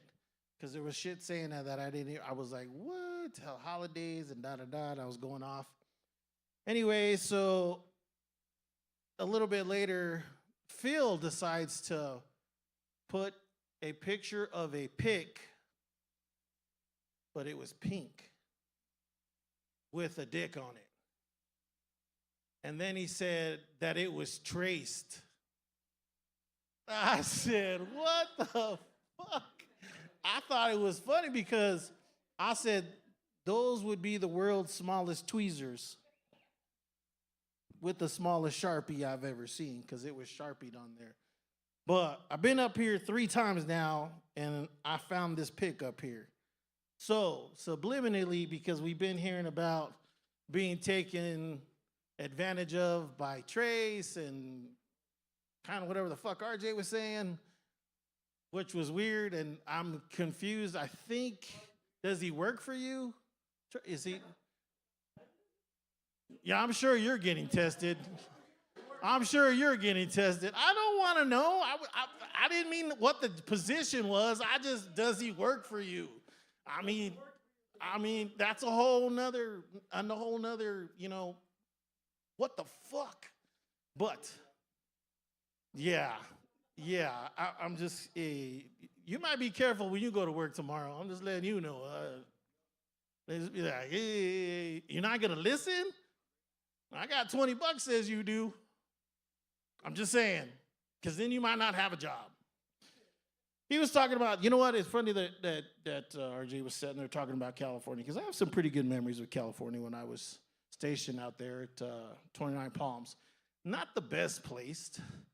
It's kind of, you know, all fucking desert, and it's so weird because it's hot as fuck during the day and it's cold as fuck in the morning. Like, it's just weird, especially if you're out in the field. You can be out there, it's 118 degrees, 12 o'clock in the afternoon. By 3 o'clock in the morning, it's 39 degrees. What the fuck? But that's just the way it worked. I had a pretty good time out there, though. That was, you know, the Marine Corps, you know, we got to blow shit up. I mean, I was a tow gunner, which was a tube-launched, optically wired guided missile system. It's basically a tank killer. And that's what I got to do for my MOS. I had fun doing that shit. Appreciate that, thank you. And you know what, you got to get ready for next month too, because Marine Corps birthday is November 10th. So you're gonna have Marines all over the world celebrating. And I know they've already started. It's our birthday, because it is. Fun fact, the Marine Corps was born in a bar, Tun Tavern, Philadelphia, Pennsylvania, Tun Tavern. It's not actually, and the shitty part is it's actually shut down right now. It's not even, it's just a sign. There's just a sign there. You can go take a picture with it. It got burnt, but they're talking about building up a new one. I don't know. That's what they're talking about. We're sitting there, and so the drinking that RJ was doing, that's baby level shit right there. He ain't got nothing on us, bro. I promise you. I'm telling you. Letting you know. Up next, folks, we're going to have Gio coming up to the stage. He's our next comedian for the night. Gio to the stage.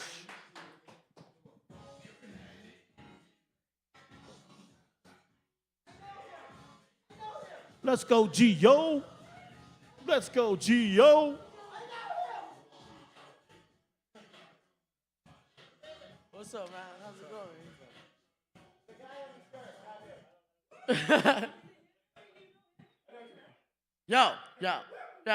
Yo. Legends know each other, dog.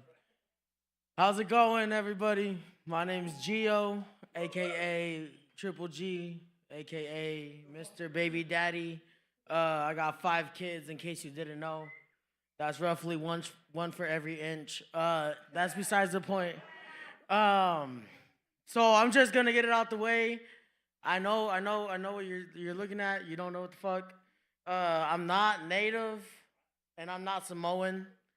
I get that shit a lot. I'm just a fat Mexican with long hair. That shit, it happens a lot more than you think. I swear, next time that somebody, man, there was this one time that somebody walked up to me and they were like, "Excuse me, are you native?" And I'm standing with my mom. My mom's this old Mexican lady. She's already 50, you know what I mean?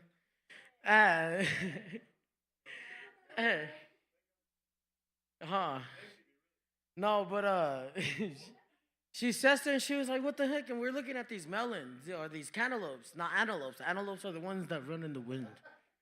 But we're looking at these cantaloupes, and she walked up to me, and she was like, "Excuse me, are y'all native?" And I was like, my mom already about to pull out the chancla, and like, "I got this. Why, yes, we are. She's like, what makes you native? I was like, in all the ways that matter. I can tell when it is raining. I can hear when the wind blows. And I season my food until my ancestors tell me to stop. And she was like, oh my God, thank God. I got a real native question. I was like, well, yes. Ask away. And she was like, so how can you tell when the melons are ready? I was like, what the fuck? And I had to walk away and I had to think about this because if my next answer is really gonna determine on whether she'll go with it or not. I'm like, well, yes. What you do, you walk up to this melons and you lean in very close. Are you ready? And she leans in. She's like, what they say? I was like, they did not speak. That means they're ready. And she was like, oh my God. She's like, what if they tell you they're not ready? I'm like, you should probably go to the doctor because you're hearing things. Bitch, I'm not native. I'm a Mexican. She was like, oh my God. Why would you do that? I was like, why would you assume? The fuck? I'm trying to find some melons for my 5 babies. Get out of here. No, but I born and raised in Clovis, guys. You know what I mean? The fun city. Sin City of New Mexico. You know what I mean? Little Juarez. The do not go there land. I was born and raised there. Really didn't get to do a lot. Went to Mexico for a little bit. Got deported. Wasn't my fault. Yeah, shit. My mom gave him to me. Basically, she said, "Here, take him." No, but we went to Mexico for a little bit. Moved to Minnesota for a little bit. That was crazy. Growing up, we used to wake up to just gunshots at our house. Just you don't belong here, and then let's go, Willie. I'm like, damn, I'm only 7. What the fuck did I do? My mom was like, well, you heard him. We don't belong here. We should probably go back. So we came back to the land of entrapment. A lot of people like to call it. Land of entrapment. This is clearly the land of entrapment because if you come on vacation, you won't leave because you got probation.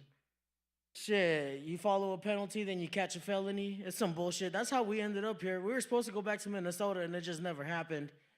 They were like, Uno reverse card, bitch, you're staying. But it's okay. I am the person I am today because of everything that happened, and a lot of the things that made me cry gonna make you laugh, and that's what I want. Growing up, they didn't really have much to do. I mean, I started working at 8 years old, picking rocks in 50-acre fields, and that was fun, I guess. You see little rattlesnakes here, you scorpion there. What was scary is when you saw the boss. Ahí viene. Hey, ponte a trabajar. You gotta pretend you're picking up rocks and shit, and they're like, "Oh, hey," he said, "Good job." And they're like, "Can we go home? You got money?" No. So why you want to go home? You know, and that's how it was. And then if you didn't want to work, you couldn't go to school because in Mexico you got to pay to go to school, and I didn't know that. You know what I mean? Couldn't even speak Spanish at the time, so I'm just sitting there like, yo. They're telling me to do a paper route, and then they're like, vete pa' allá, luego pa' allá, luego pa' allá. I'm like, you know what I mean? It was just crazy over there, man, madness.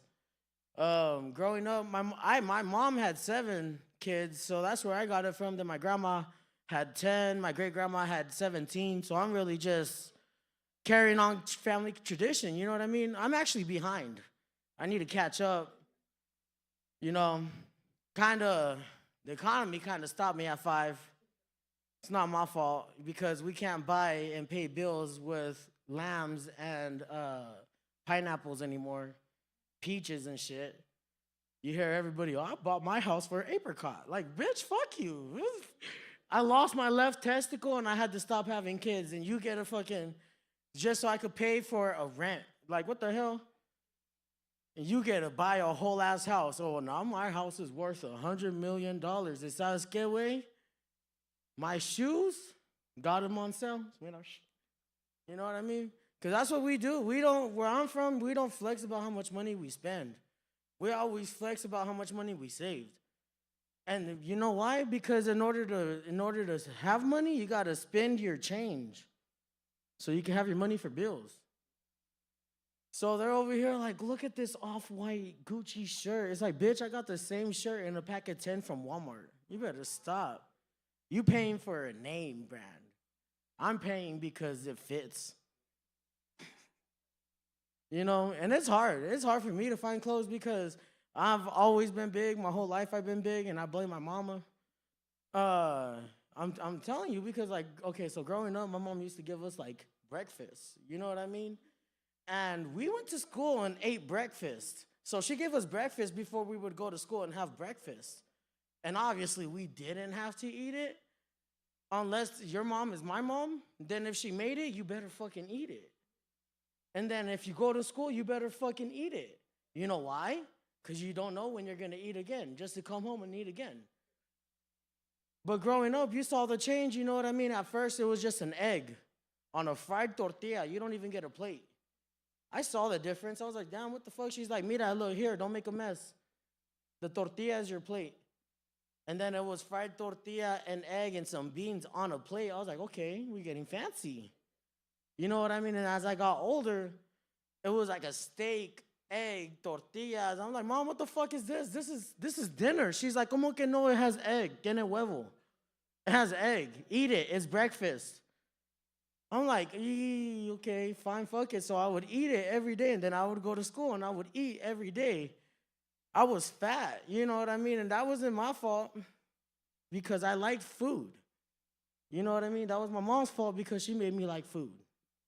She could have been like, hey, mijo, go run, go play sports. And instead, she was like, you better eat. You know? But that was it. Just like, that was a little bit of like my background, like just where I come from, you know what I mean? As I got older, you know, I started like working, like I said, I started working at 8 years old, and then came to America, started going to school. That was weird because to go from like making money, and you know you're making money, to going to school, sitting there in class, like, damn, I could be making money. You know what I mean? And then they were like, hell yeah, Jill, you passed the test. Like, how much you pay me? How much do I make for this test? It's like, well, you got a good grade. Give me vale, verga. What the fuck? I want $20 right now. Shit, wasting my damn time. You know what I mean? And then, shit, I was that kid that had the candy in the backpack because I wanted to make money so bad. So I'm like, hey, come here. I got all of these Mexican lollipops right here that you want. I got the fucking watermelon. I got the corn with or without chamoy, you feel me? I got the fucking gumdrop buttons, you feel me? I got jelly beans. You like jelly beans? You like jelly beans. You know what I mean? I was that kid. One day I showed up and I was selling burritos. The school didn't even know what to do. I was like, yo, I got these breakfast burritos here, $3. And they said, $3? The fuck? All of a sudden, all of the kids with free lunch had money. They were like, yo, you got them burritos for $3? They pulled me out of my class. They pulled me out of my class, and they were like, hey, bro, look, so we got our own canteen, right? Well, I love that you're making money. I love that you're doing your thing. You do you. We also trying to make money, and we got a little canteen going on over here. We didn't make no money today. I'm like, shit, you don't say. Shit, you said, how much in the canteen? Shit, with me, $5, they get 2 burritos and a drink still. Like it's 1980, what's up? Shit, nothing's the same. My grandma used to tell me, she was like, oh, these little kids don't want to go out. They don't want to be out in the street. I was like, Grandma, kids are getting shot these days. She was like, well, they were getting shot in my time. I was like, yeah, but you were drinking cocaine, so you was able to move like that. Can't catch me. Then MC Hammer playing in the background. Dun, dun. Can't touch this. You know what I mean? And then when I wasn't allowed to really watch TV, I wasn't allowed to do things, so I started doing like making my own voices, like fucking like imitating people, you know what I mean?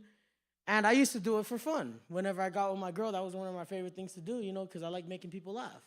That's the reason why I'm up here. I like to see people laugh. You got fucked up teeth, just laugh with your mouth shut. But it got too far one day. As I got older, I realized how there's a time and a place. I was around 19, still a kid. I was like, hey, babe, you want to hear me do a British accent? She was like, yeah. I was like, okay. And I pulled up. I was like, hello. I was like, can I get 2 birria tacos? And we're at Taco Bell. And she was like, sir, there's no birria tacos here. I was like, oh, my mistake. I was like, can I get the party pack, please? And then can I get, you know, a couple of faucet drinks, if you will? And she was like, so that's gonna be $77.65? If you got $77.65, please pull to the next window. And then something just clicked. I don't know what clicked, but something clicked, and I looked at my girl. She said, $77.65? $77.60? My girl's face just drops, and I don't know what's going on. And I was like, I got this. And I pull up, and she has this, oh, I feel like an asshole still. She had this whole headgear with the thing that went around, looked like a halo, but it's around the mouth, stuck to the braces like that. And she opened up the, hi. And I just look at her and do the exact same, like, hi. It's like $77.65. And I look at my girl, I'm like, $77.65? I got that. You got that? I got that $77.65. Thank you. And she just angry, just closes the window. Boom, it slams. I was like, damn, she's pissed.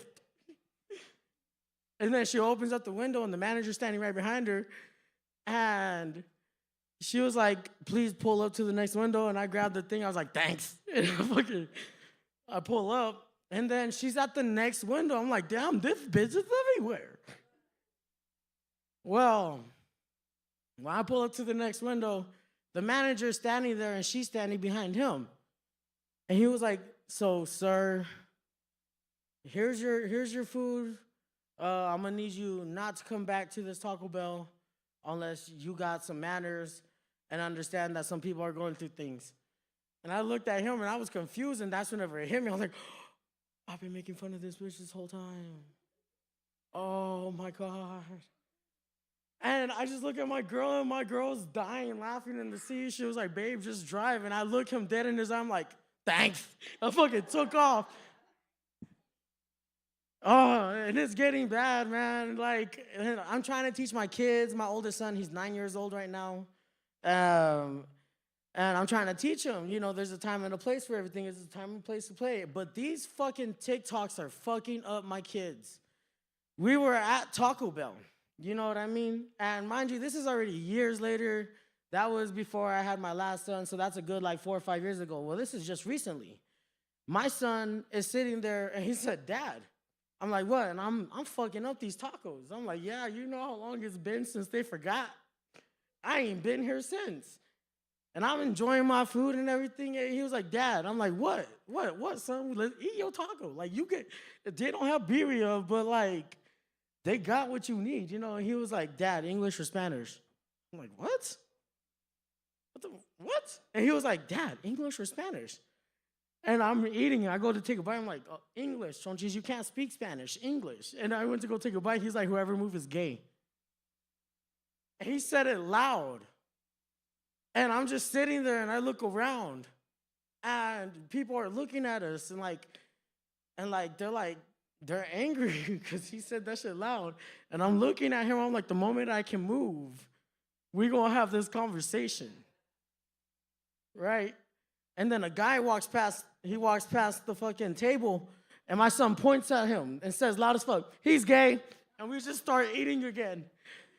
And I was just like, I'm finally able to breathe and shit, because I knew if I breathed, I was going to knock the dip off my chip, and I was going to be gay. I'm not gay. You know, so I had to improvise. So I stood there as soon as I was able to move, took a bite of my chip, and then I was able to swallow it. I told him, I was like, look, son, Shit was funny as fuck, but you can't be doing that loud and everything. He was like, Dad, why are you mad like you're gay? And now I gotta explain to him it's not because I'm mad because I'm not gay. It's not that. I'm like, bro, there's a time and a place. And he was like, okay. And I was like, but for future references, that guy did pass by the table before I took my breath and the dip fell off my chip like that, and then I ate it. I was like, you're right, he is gay. He was gay. The whole ride home, he was just like happy as fuck. I got you. I was like, all right. And I can't say nothing because I was in a weird group as a kid, right? Where every time there was an awkward moment, we'd be standing around and then shit would get awkward. It'd be quiet for more than like 10 seconds. It'd be like, a gay baby was just born. Look at what we did. We did this shit. Now there's a thing called manifesting. Shh, you can't tell me we didn't do this. You're welcome. You know what I mean? All of the shit that they wanted, now everything's gay. You remember saying that whenever everything was gay? It's like, oh, I lost that game. That's fucking gay. You know what I mean? Now look at them. The only reason why they watch the game is why? Exactly. You know what I mean? Their gay baby was just born. No, but it was that type. And then, I grew up with, a Mexican family, you know what I mean? Like, paisas, fucking caballeros, you know what I mean? Damas, then cholos. And then I had the family that were white, and they just looked like that. I got a cousin, you'd walk up to him, speak nothing but Spanish, assuming, because that's what I would assume. Look at him like, oh, yeah, compa. ¿Puedes ayudarme con algo? He's like, hey, bro, I don't speak that kind of language. What you trying to do? What you trying to get on? What's up? It's like, I'm sorry, I just assumed. He's like, assume that way. You know what I mean? I got family that's exactly like that. But if you grow up with a Mexican family, you learn some things, right? You'll learn that whether they're joking or not, and it's funny or not, you realize how kind of racist they are. You know what I mean? And they're always racist to the same group of people, the exact opposite of them, right? And I'm talking about so my family, the paisas of my family, they like to dress up and to get up like a cowboy, but it's all bedazzled. You know, they got the build hat, it's like that, but theirs got a Mexican flag on it. They got the really, really loud trucks, the vroom, but it's lowered. They listen to country music, but it's in Spanish and with an accordion, right? And then they get mad at the rednecks. Why? Because they get drunk and they get loud. Their trucks are loud and they're lifted. Why they dress like that and it's not bedazzled? Why the sleeves ripped off? Why they got the build hats, but it got a fish on it and not the Mexican flag? You know? Because if you think about it, they're exactly the same. Every single thing is the same. The only difference is one is brown, the other one kisses their sister. You know? That's just how it is, though. Where I come from, you got to know when and where and who not to trust or make fun of. Because in my family will flame you up for the breathing. You'll be you're just sitting there mira esa chingadera, que chingado que estás haciendo, güey. Porque, why'd you breathe like that, fool? Nah, what you trying to get into? Why your nostrils flare like that? You scared or what? What you got to be scared of? Mira, look, fool, he's going to cry. And you're sitting there what did I do? What'd you do? What didn't you do, fool? Don't be that guy. Don't be that guy. And now you're just sitting there confused, what guy? And they'd be like, the guy I'm telling you not to be, you deaf or what? What's up? Why do you get so angry, fool? Go back to jail. You know, that's exactly how it is. And then if you're like me, I turn around and I'm like, okay, I'm not exactly like the rest of my family. I was I had A's and B's and shit, and they was throwing up West Side and East Side and shit. So I was like, I'm gonna hang out with this group of friends, and then they would be there hey, you want to go see my family? I'm like, yeah. And then they have this big ass house, 2 open doors. Both of their parents are sitting at the dinner table. I'm like, that's why, fool. You just lucky, dog. You got your mom and your dad. You came back for? It's been my blame. It's my fault. It's always been my fault. But for him, his family, they have a talk. Like, it's okay. Mistakes happen. You know, we'll get through this. They would talk, and it would always be like, it's something that felt like it should be like a private moment, but they would just talk normal as if it was normal and shit. In my family, I've always been the blame for everything. Mira, look, that's why your fucking dad left. He never came back. Mira, ¿sabes qué? That's why you are the way you are. You know what I mean? I liked it. I thought that shit was normal. I'm sitting there in this quiet ass house, and they're just eating plates, and I'm just sitting there like, there's no drama. I'm just sitting there like, where's the baby crying? Where's your Theo that smells the keys at the dinner table, dog? And then the next week would come around, he'd be like, hey, bro, my family really liked you at their house. You got a lot of manners, bro. He was like, you didn't really talk much. They want to have you again. I'm like, nah, fool, I'm cool. That's weird. You know, you get used to those type of things. And so, like, but growing up, you start realizing how different everything is. You know what I mean?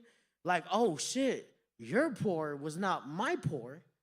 Whenever I tell people that I lived in Mexico, they're like, oh, Mexico sounds great. I'm like, yeah, so you realize the floor was literally dirt? We lived in a village, and people are like, oh, my God, I thought that was just in Africa. I'm like, no. So you are native? I'm like, no. You know? I'm like, we just, like, there were holes where windows should be, but no windows. You know? And then, like, you hear them talking about, it's like, yeah, bro, I had to share a bed with my brother. And I'm just sitting there like, you had a bed? like that for? The only one in my house that had a bed was my grandma. And she shared it with like 9 other kids. You know? And then they're sitting there like, yeah, bro, I've been so broke, dog, I had to leave the oven open so that way it could heat up the house. And I'm sitting there like, your oven worked, bitch? Must be nice. You know? And now it's hard to explain to my kids. My kids in this generation, there's bitches getting famous off of haktu. And I gotta explain to my kids that going to school and working is important. Can you imagine that shit? They're over here like, I'm selling feet pics, and you're over here like, I just worked 12 hours for $9 an hour and some change. It's like, how much did you make off of selling feet pics? Oh, well, for the pinky toe, if they wanted it done, $250 maybe. Bitch, look at my feet. Look, do you think that one will sell? That one don't have the nail. But can you do it up like how you're saying? I could shave the knuckles. I swear, hey, money like that doesn't grow on trees. And the American dream has everybody believing that money just is there. Money just grows on trees. You know what I mean? I remember living in Mexico, and they would be mad at me because I was American. They'd be like, what are you even doing here? What are you even doing here? You're an American. You should be out there playing, living, and everything. I'm like, bitch, I'm 3. My mom brought me here. You think I want to be here? You know? Start crying and shit, carrying my own water to the top of the fucking mountain, walking through fucking mud and shit. And they're all mad at me because my mom wanted to marry a wetback. That's exactly how it was, you know what I mean? But now growing up, I'm realizing that the things that I went through are only making me stronger. I'd be sitting there thinking, because whenever I got back to Clovis, my grandpa, he was the oldest World War II vet here in Clovis. And he would always tell me these stories. He was in World War II from the age of 14 to 22. So at 14 years old, he got shipped off. And he was there, and his family, no connection with him. He didn't know their address. He couldn't read, he couldn't write, but they told him, they said, hey, you go and you fight for us, we'll get you a citizenship. We'll give you the life you never had. And he, you know what? He took that and he never saw his family again. At 14, he met the love of his life. My grandma, she was a table dancer like that. I mean, And he 14 years old, he walked up to her, he said, I could take you away from here. He said, and and everybody else is throwing money at her, like fucking, like, hey, bro, you want to get her attention? Get her attention, bro. Show her what you're worth. And he got up on that table and he grabbed her by the hand and he walked off the table like, I could give you a better life. You don't ever have to do this again.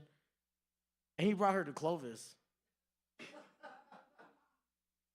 And I'm happy to hear it like that, because I be hearing other people's grandparents tell their love story. And you just be sitting back at the end of that like, so you were a victim. You know what I mean? They don't realize it because it's a whole different generation, but it's like, so your dad traded you for some land and some animals at the age of 12 and 13? Yeah, but he's taken care of me for the last 40 years. Yeah, because he don't want to go to jail, bitch. Can you imagine? Can you imagine this day and age, how they act when the Wi-Fi gets turned off? Let alone walking up to them like, hey, bills need to get paid. You're 13. You'll be on the news immediately. Hey, daughter called the cops, father incriminated with Diddy. Like, that's exactly how that would be. You know what I mean? I'm not going to go, like, my homie RJ here already went into, like, the Diddy situation, so I'm not really.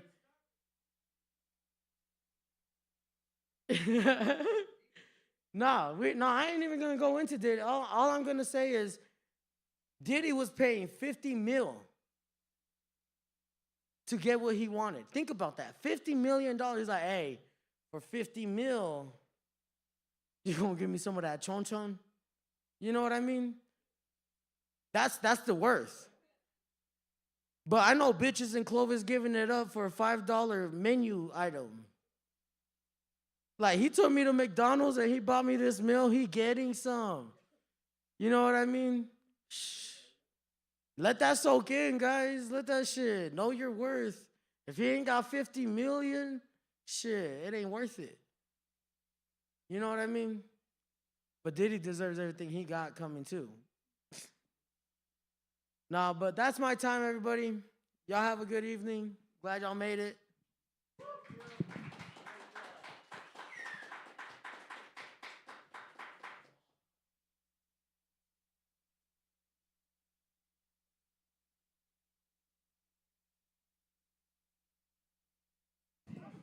All right, another round of applause for Gio. Good job, Gio.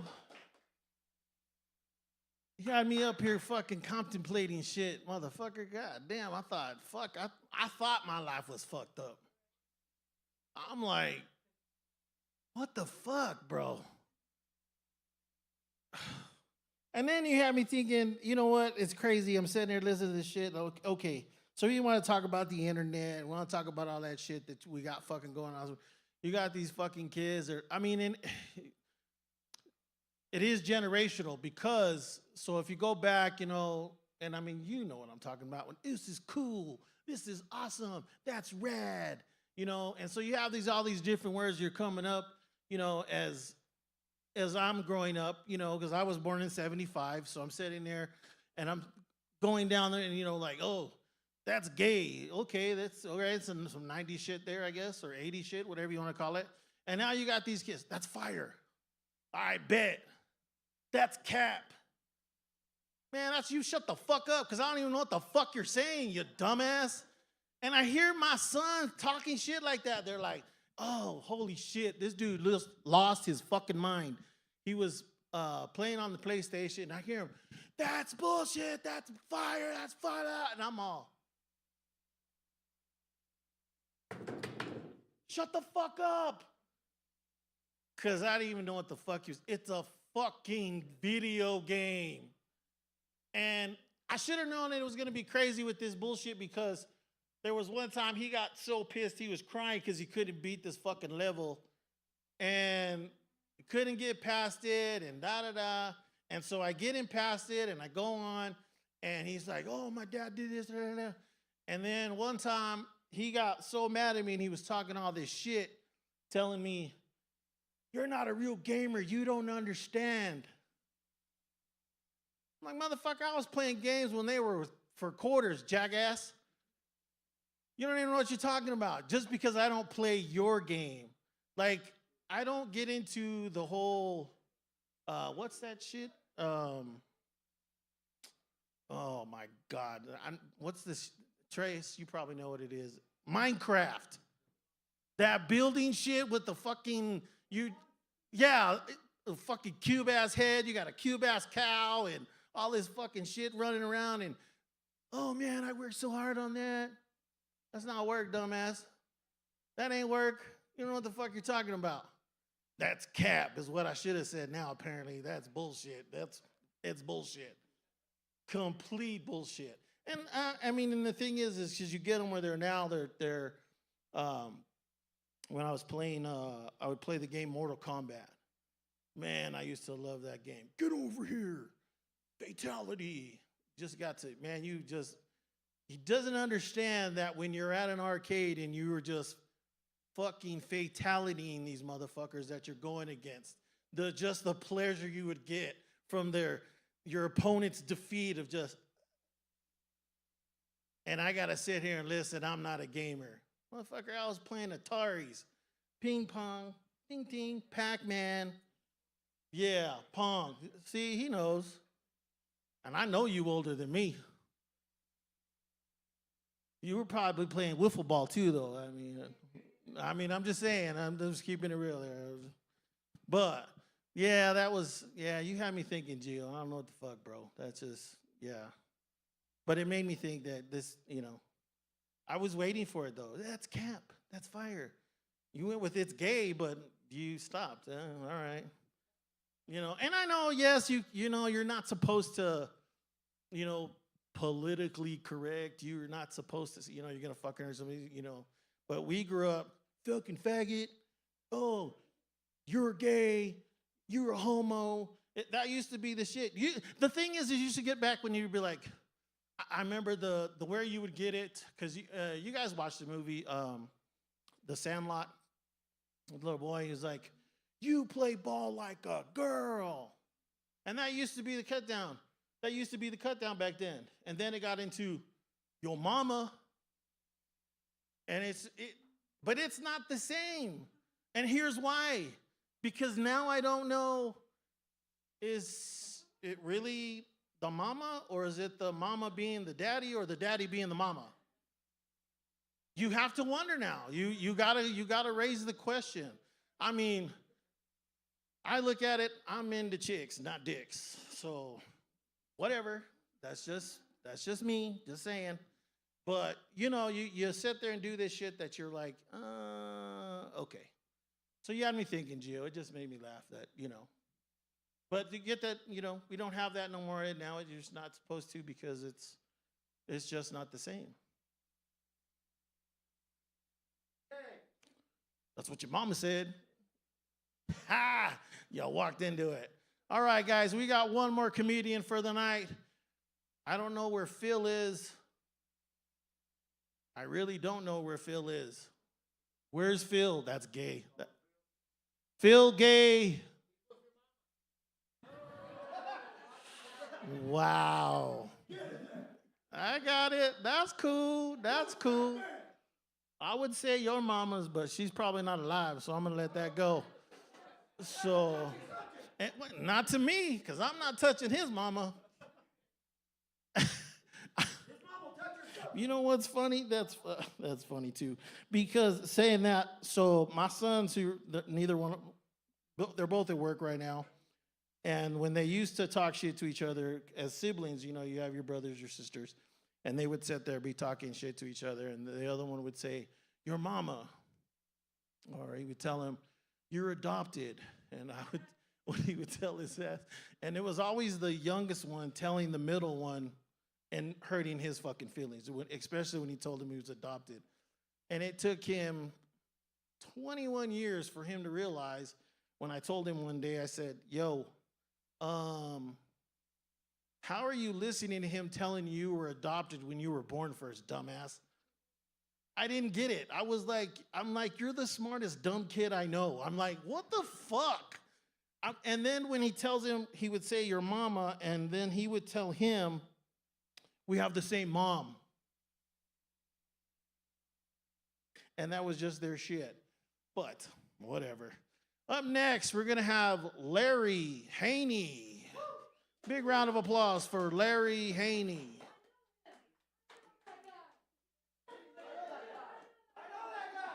Fuck, you know everybody.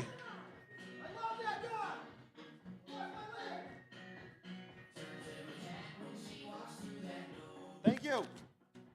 You're the best, Big T. Dude, I'll hug that guy all fucking night. It's funny that y'all bring up that's gay because that's what they said last time I got on stage. They're all, that's gay. I was like, hey, settle. Settle your asses and all that other shit. I'm glad they brought up mushroom trips. I'm going to start out with that, yeah? There we go. All right. So one time I did mushrooms pretty hard. I think I did like 5 grams. And then I was in my pickup, not driving. Hi, not going to admit that shit. So I was in my pickup and I was parked at my buddy's house somehow. Don't know how the fuck I got here to this point, but I'm here, right? So I'm like in the back seat of my pickup, right? And no one's in there with me, but I just like come to, and I'm like, fuck, and I'm like panicking, right? And I'm like, where is everyone? Why am I in a coffin? You know, all this stupid shit. So then I hear this loud banging on the window, and it's my buddy that I'm outside of his house, right? And I'm like, what's happening? What's going on? Whatever. And he's like, well, we just stopped here for a second so we could grab some stuff, and then we're going to leave. Oh, thank God. I thought I was in a coffin. I thought I was dying. I did pee. I did. I said, where's Aaron? Is he coming? And he said, no, Aaron's in there enjoying a ham sandwich. And I said, well, fuck Aaron, right? So then another time we did mushrooms. It was with a buddy of mine. I was at my house and did a lot again. Ah, fuck, he does a lot, doesn't he? And so I think I did like 5 grams, and it was just me and him, and we were both on mushrooms. We didn't have babysitter, okay? Not a good plan. Never a fucking good plan, huh?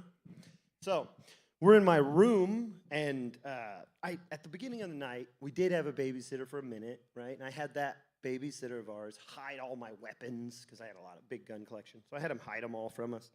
So I had just broken up with my kid's mom, right? So I'm sleeping on an air mattress at this point in my room. And so we're back there, we're chatting it up, trying not to freeze our goddamn dicks off, right? I don't know why it was so cold, but it's so cold. So he gets the bright idea, he's like, let's move to the living room. It's a little warmer in there, right? Yeah, let's go. We pick up this air mattress, and there's just guns galore under the fucking air mattress. Great fucking hiding spot. Pop the fucker. I don't care. Anyway, it was my only bed. You know what I'm talking. Gio, jealous because I have a bed. Gio's all, you have air? Fuck you, fool. Yeah, you have gun. You can afford guns. Yeah. Anyway, so we get this mattress, and we're the goal is to get it to the living room. Simple goal, not hard. Fucking hard for us, right? So we're getting this mattress. I'm not doing a thing to help. He's moving this fucking air mattress through there. And then we decide, okay, we get into the living room, we sit on the couch, we don't fucking touch the air mattress, huh? Because that's how shrooms are, ain't they? Because that's how they are. So we're sitting there and we're watching TV, and I can't see a fucking thing because it's so pixelated out, and I'm shrooming. So I'm like, wait. We need to feed ourselves, right? Let's get some food. So we go into the kitchen and we open the freezer and we see some ice cream. Yeah, all right. So we get us some ice cream cones, we stack them high, and we're sitting there on the couch and we're just fucking licking these ice cream cones. We're fucking going at it, just licking them. We're going, and we're proud as fuck that we fed ourselves, right? We're like, we're even like dapping up the cones, right? Hey, motherfucker, you know. And then I lick my hand. And I'm like, there never was a cone, was there? We just held our hands out and stacked up ice cream, didn't we? Oh, didn't we? There was never a fucking cone. I don't have cones. Who has cones in their house? I have ice cream, no fucking cones. Oh, my hand was full. Oh, it was full. I'm sitting there, I'm going at it. Thank God I didn't bite it. Yeah, so there's my 2 shroom trips. Okay. Yeah, that's gay. Oh, that's gay. So I actually just got back into town, and I seen something that kind of tripped me the fuck out, right? So, like, I'm on the road with my son. We're in a neighborhood right here over on the state streets, okay? And we're going along, and I seen a homeless man pull up to his fucking house. That shit'll fuck you up. All right, I swear to God, he looked the part, the car, every bit about him looked homeless. Pulled right up to his house. Not a, that's a fucking. One time about 15 years ago, I went to New York City, right? And while I was in New York City, I met a girl. Oh God, she was beautiful, wasn't she? Yes, she was, and she was Italian too, wasn't she? Oh, so I meet her. And we have a lovely time, and we get along, and she's like, hey, we should go out on a date. And I'm like, we should go on a fucking date, right? So we go, she's like, well, I'm Italian, right? So let's have my mother cook for us. I'm like, yeah, right? I want some homemade Italiano, right? So I'm like, fuck yeah, let's do this. So we get over to her mom's house, or their house, I guess. They shared a little loft. And we get in there, and her mom looks, God damn it, nothing like her. Does she? No, she doesn't. She looks like Shrek, but with a lady bitch Shrek. Like, dude, she had a mustache. She had a full-blown mustache. She was yay tall. Gio's mustache, right? Right there, perfect. So anyway, she makes us some pasta. And while we're eating the pasta, we're all conversating, everything's going good. And I get a long old fucking hair out of mom's head there, huh? And I'm like, right? And then, so we're talking, and I don't want to be rude or nothing, so I'm just like, yeah. Then all of a sudden, fucking number 2, nobody gets 2. Nobody gets 2. Like, fuck, right? Then I'm like, oh, wait. Nobody gets 2. So I'm good, because nobody gets 3, right?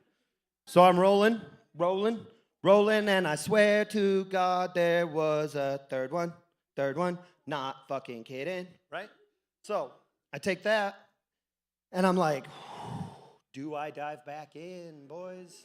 How are these bitches not noticing that I'm grossed, right? Like, I'm trying not to be rude, but at the same time, get your hair out of my shit. So anyway, we get to 4. I'm not kidding. I know I want you guys to think there wasn't 4, but there was 4 fucking long Shrek hairs in this bitch's pasta, right? So I start talking more than I'm eating, and I just push the fucking plate into her lap, because fuck her. And then, night goes on, me and the girl, we decide we're going to get a little mouthy with each other, don't we? Yeah, we do. So we get to the room, and I'm like, I'm going to go down on this girl, right? I'm going to go right the fuck down on her. So I shimmy those pants down, and I see the biggest Italian bush I've ever fucking seen, right? So I'm like, Jesus Christ. So I shimmy those pants back up, and I tell her, I can't eat any more spaghetti, right?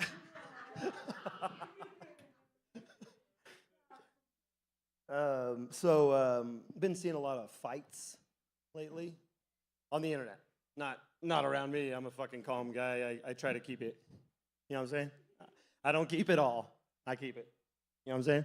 So anyway, I decided to join a jiu-jitsu class, and that's a fucking mistake. Let me tell you right there, don't jiu-jitsu shit. It's just balls on your face.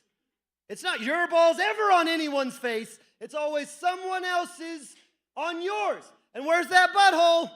Where's that butthole? Right by their balls. Also on your face. Nah? Am I wrong?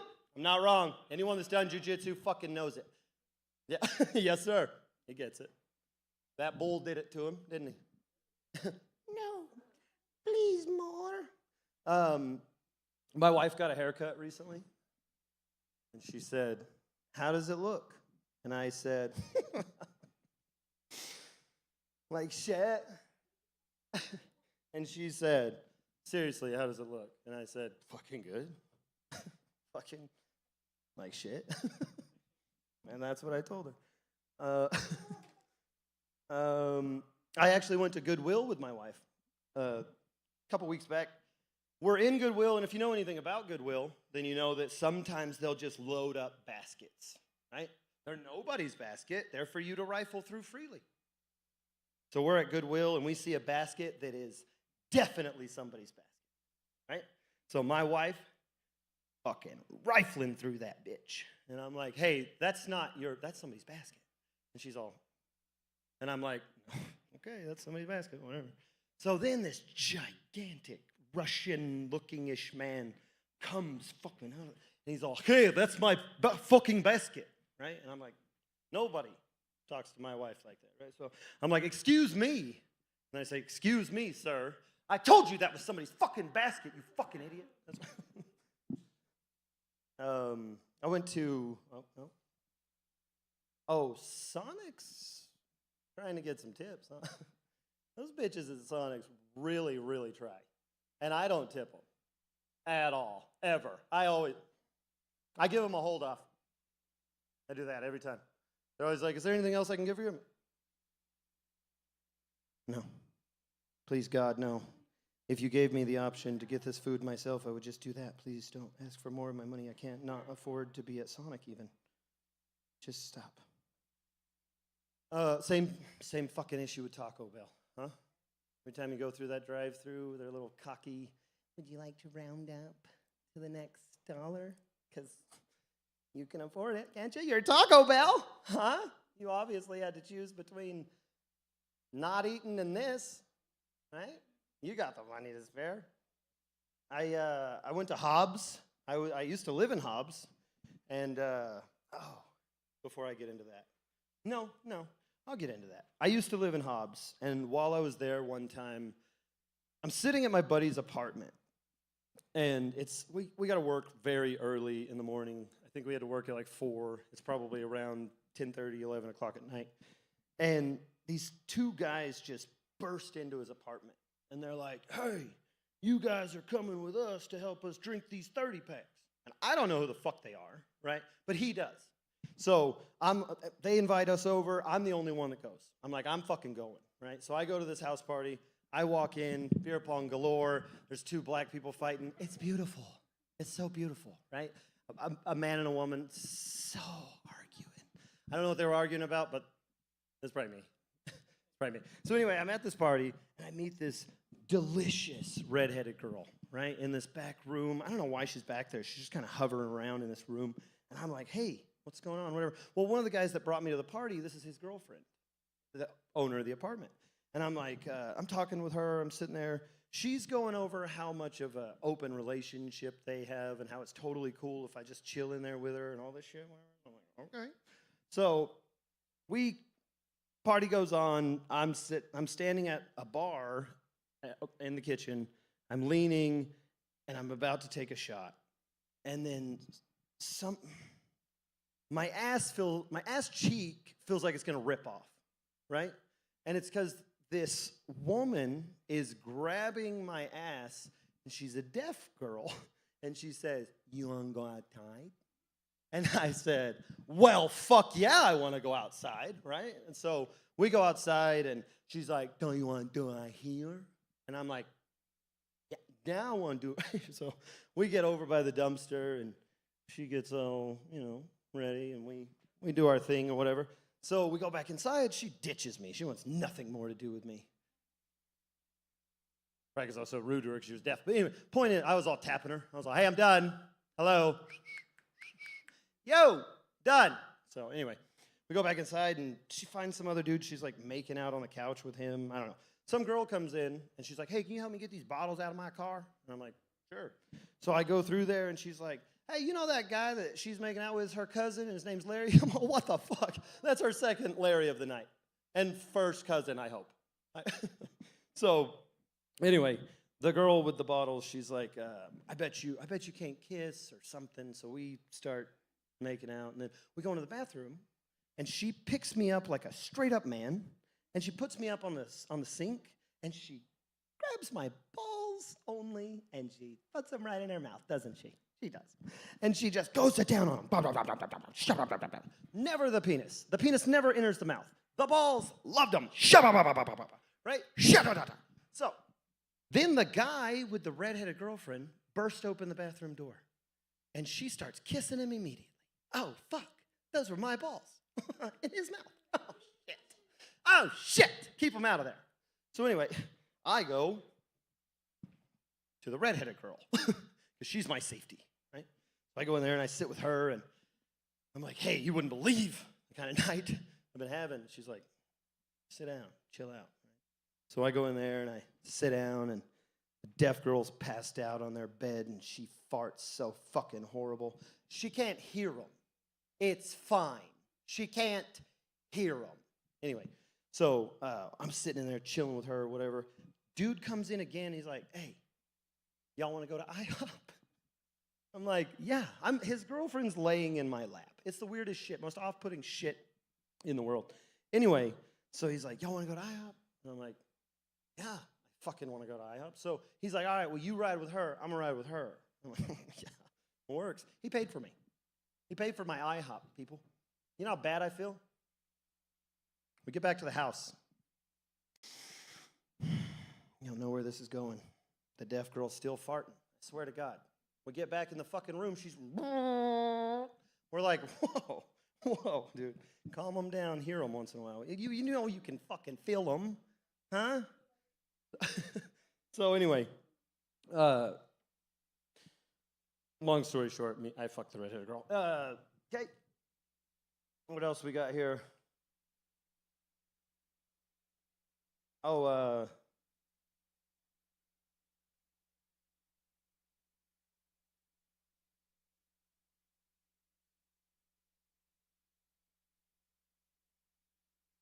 Oh, I got some pretty cool neighbors. My neighbors are pretty cool. If I need help with anything, they're right there. If I need help changing a tire, they're right there. If I need help cleaning up dog shit, they're right there. If they need anything, I don't answer my door. And that's just the fucking way it is. All right, guys, that's going to be my time. Thank y'all.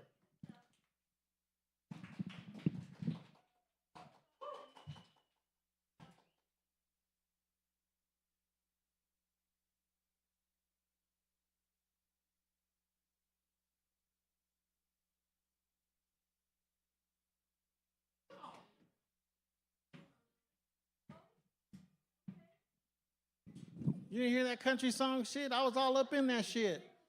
I mean, it was just, weird. But no, another round of applause for Larry there. Good job, Larry. White guy talking about Taco Bell. He probably thinks it's Mexican food. It's fucking not. Fuck no. And you know what's funny about you saying that shit too? He's absolutely right. But they're doing this everywhere. They're doing, can we round you up? Can have you donate to this, donate to that? No, motherfucker, because if I could do that, I wouldn't be here. That's totally fair. And it's funny because so they were doing that at the Goodwill too, but they were saying before it was for veterans, and they used to do like 10% off or whatever it was. They would give veterans a 10% off. They did away with that, and now they've done away with, which is just weird because I've only seen it at the one in Clovis, where they don't give them a bag to carry their shit out with. And they said, yeah. Here's what's funny about this. So they said, oh yeah, well it's going corporate wide that they're not doing that. And yeah, I call bullshit because that doesn't happen in Lubbock, Texas. It did not happen when we were in, where were we? I took my grandmother. Where did we go? I think it was Las Vegas. We were coming home from Travis Air Force Base. We were driving home, and we stopped in Las Vegas at the Goodwill. She loves her Goodwills. Man, that's 85 years old, and that she loves to take that. She says, "Yep, let's go to Goodwill." And I'm telling you, she gets excited when I tell her, like, "Hey, we're gonna go. We could stop at the Goodwill here." And oh yes, Goodwill. I love my grandma's. That was her thing. I want to thank everybody for coming out tonight. Not to forget that tomorrow they're having a show, doing dress up for Halloween. They're having a contest, Phil. They're having a contest, costume contest. Eat. If I wasn't working, I think I would win. Only because I'm coming as Charlie Brown. I love that dude. That's some old shit, though. Well, to me, it's old. You know, that's funny too. I was listening to my my sister's on Facebook, and she did this decade dress up for her work or something, and she dressed up like a chola, a little bandana, a little button-up shirt right here, and she's all like, kicked back. And she said that she went old school. And I was sitting there like, what the fuck? She said 90s is old school now? I don't fucking think so. I don't think so. I graduated in 94. And I'm sitting there like, that's not old school. But hey, whatever. I digress. Anyways, so the show tomorrow night, 3 bands. The Halloween contest, dress up, November 18th for Andrew W. Boss. And then open mic night on the 2nd, which is a Saturday. Yeah, I was waiting for somebody to fucking say it. Fuck you, that's November 5th. Don't forget to vote. If you are here on Tuesday, you'll probably be by yourself. I'm just letting you know. Larry, don't encourage motherfuckers. That's cap. All right, folks. I want to thank everybody that was watching. Thank y'all for coming out. A round of applause for the show you had tonight. Larry, Trace, RJ, Gio, and Jennilicious. And thanks to Uncle Mike's for having us out here. And y'all have a good night.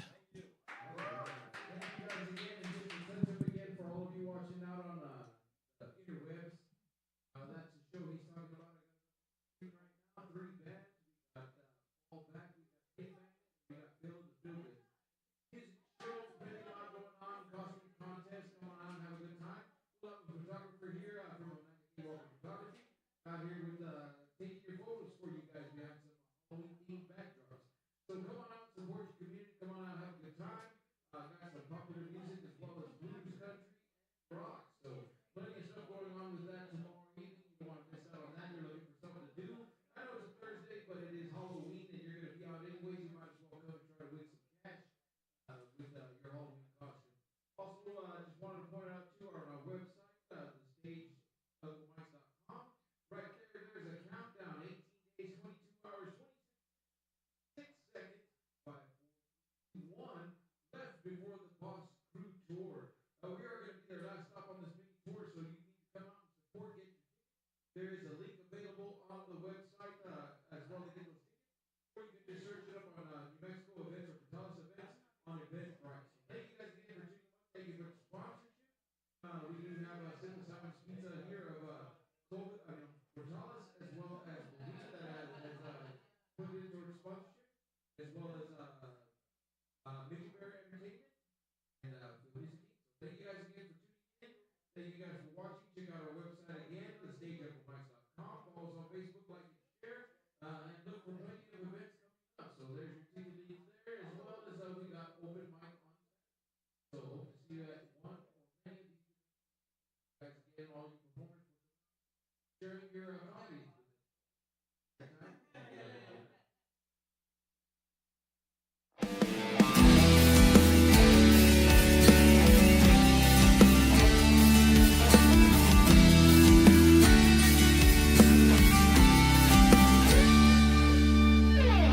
off a dirt road, another Friday night. With your friends by the fire looking so fine. I caught your gaze a couple of times. Popped the top off, I'm headed your way.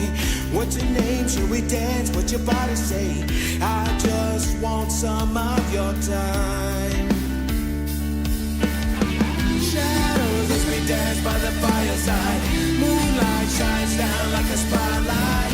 This night I hope that it never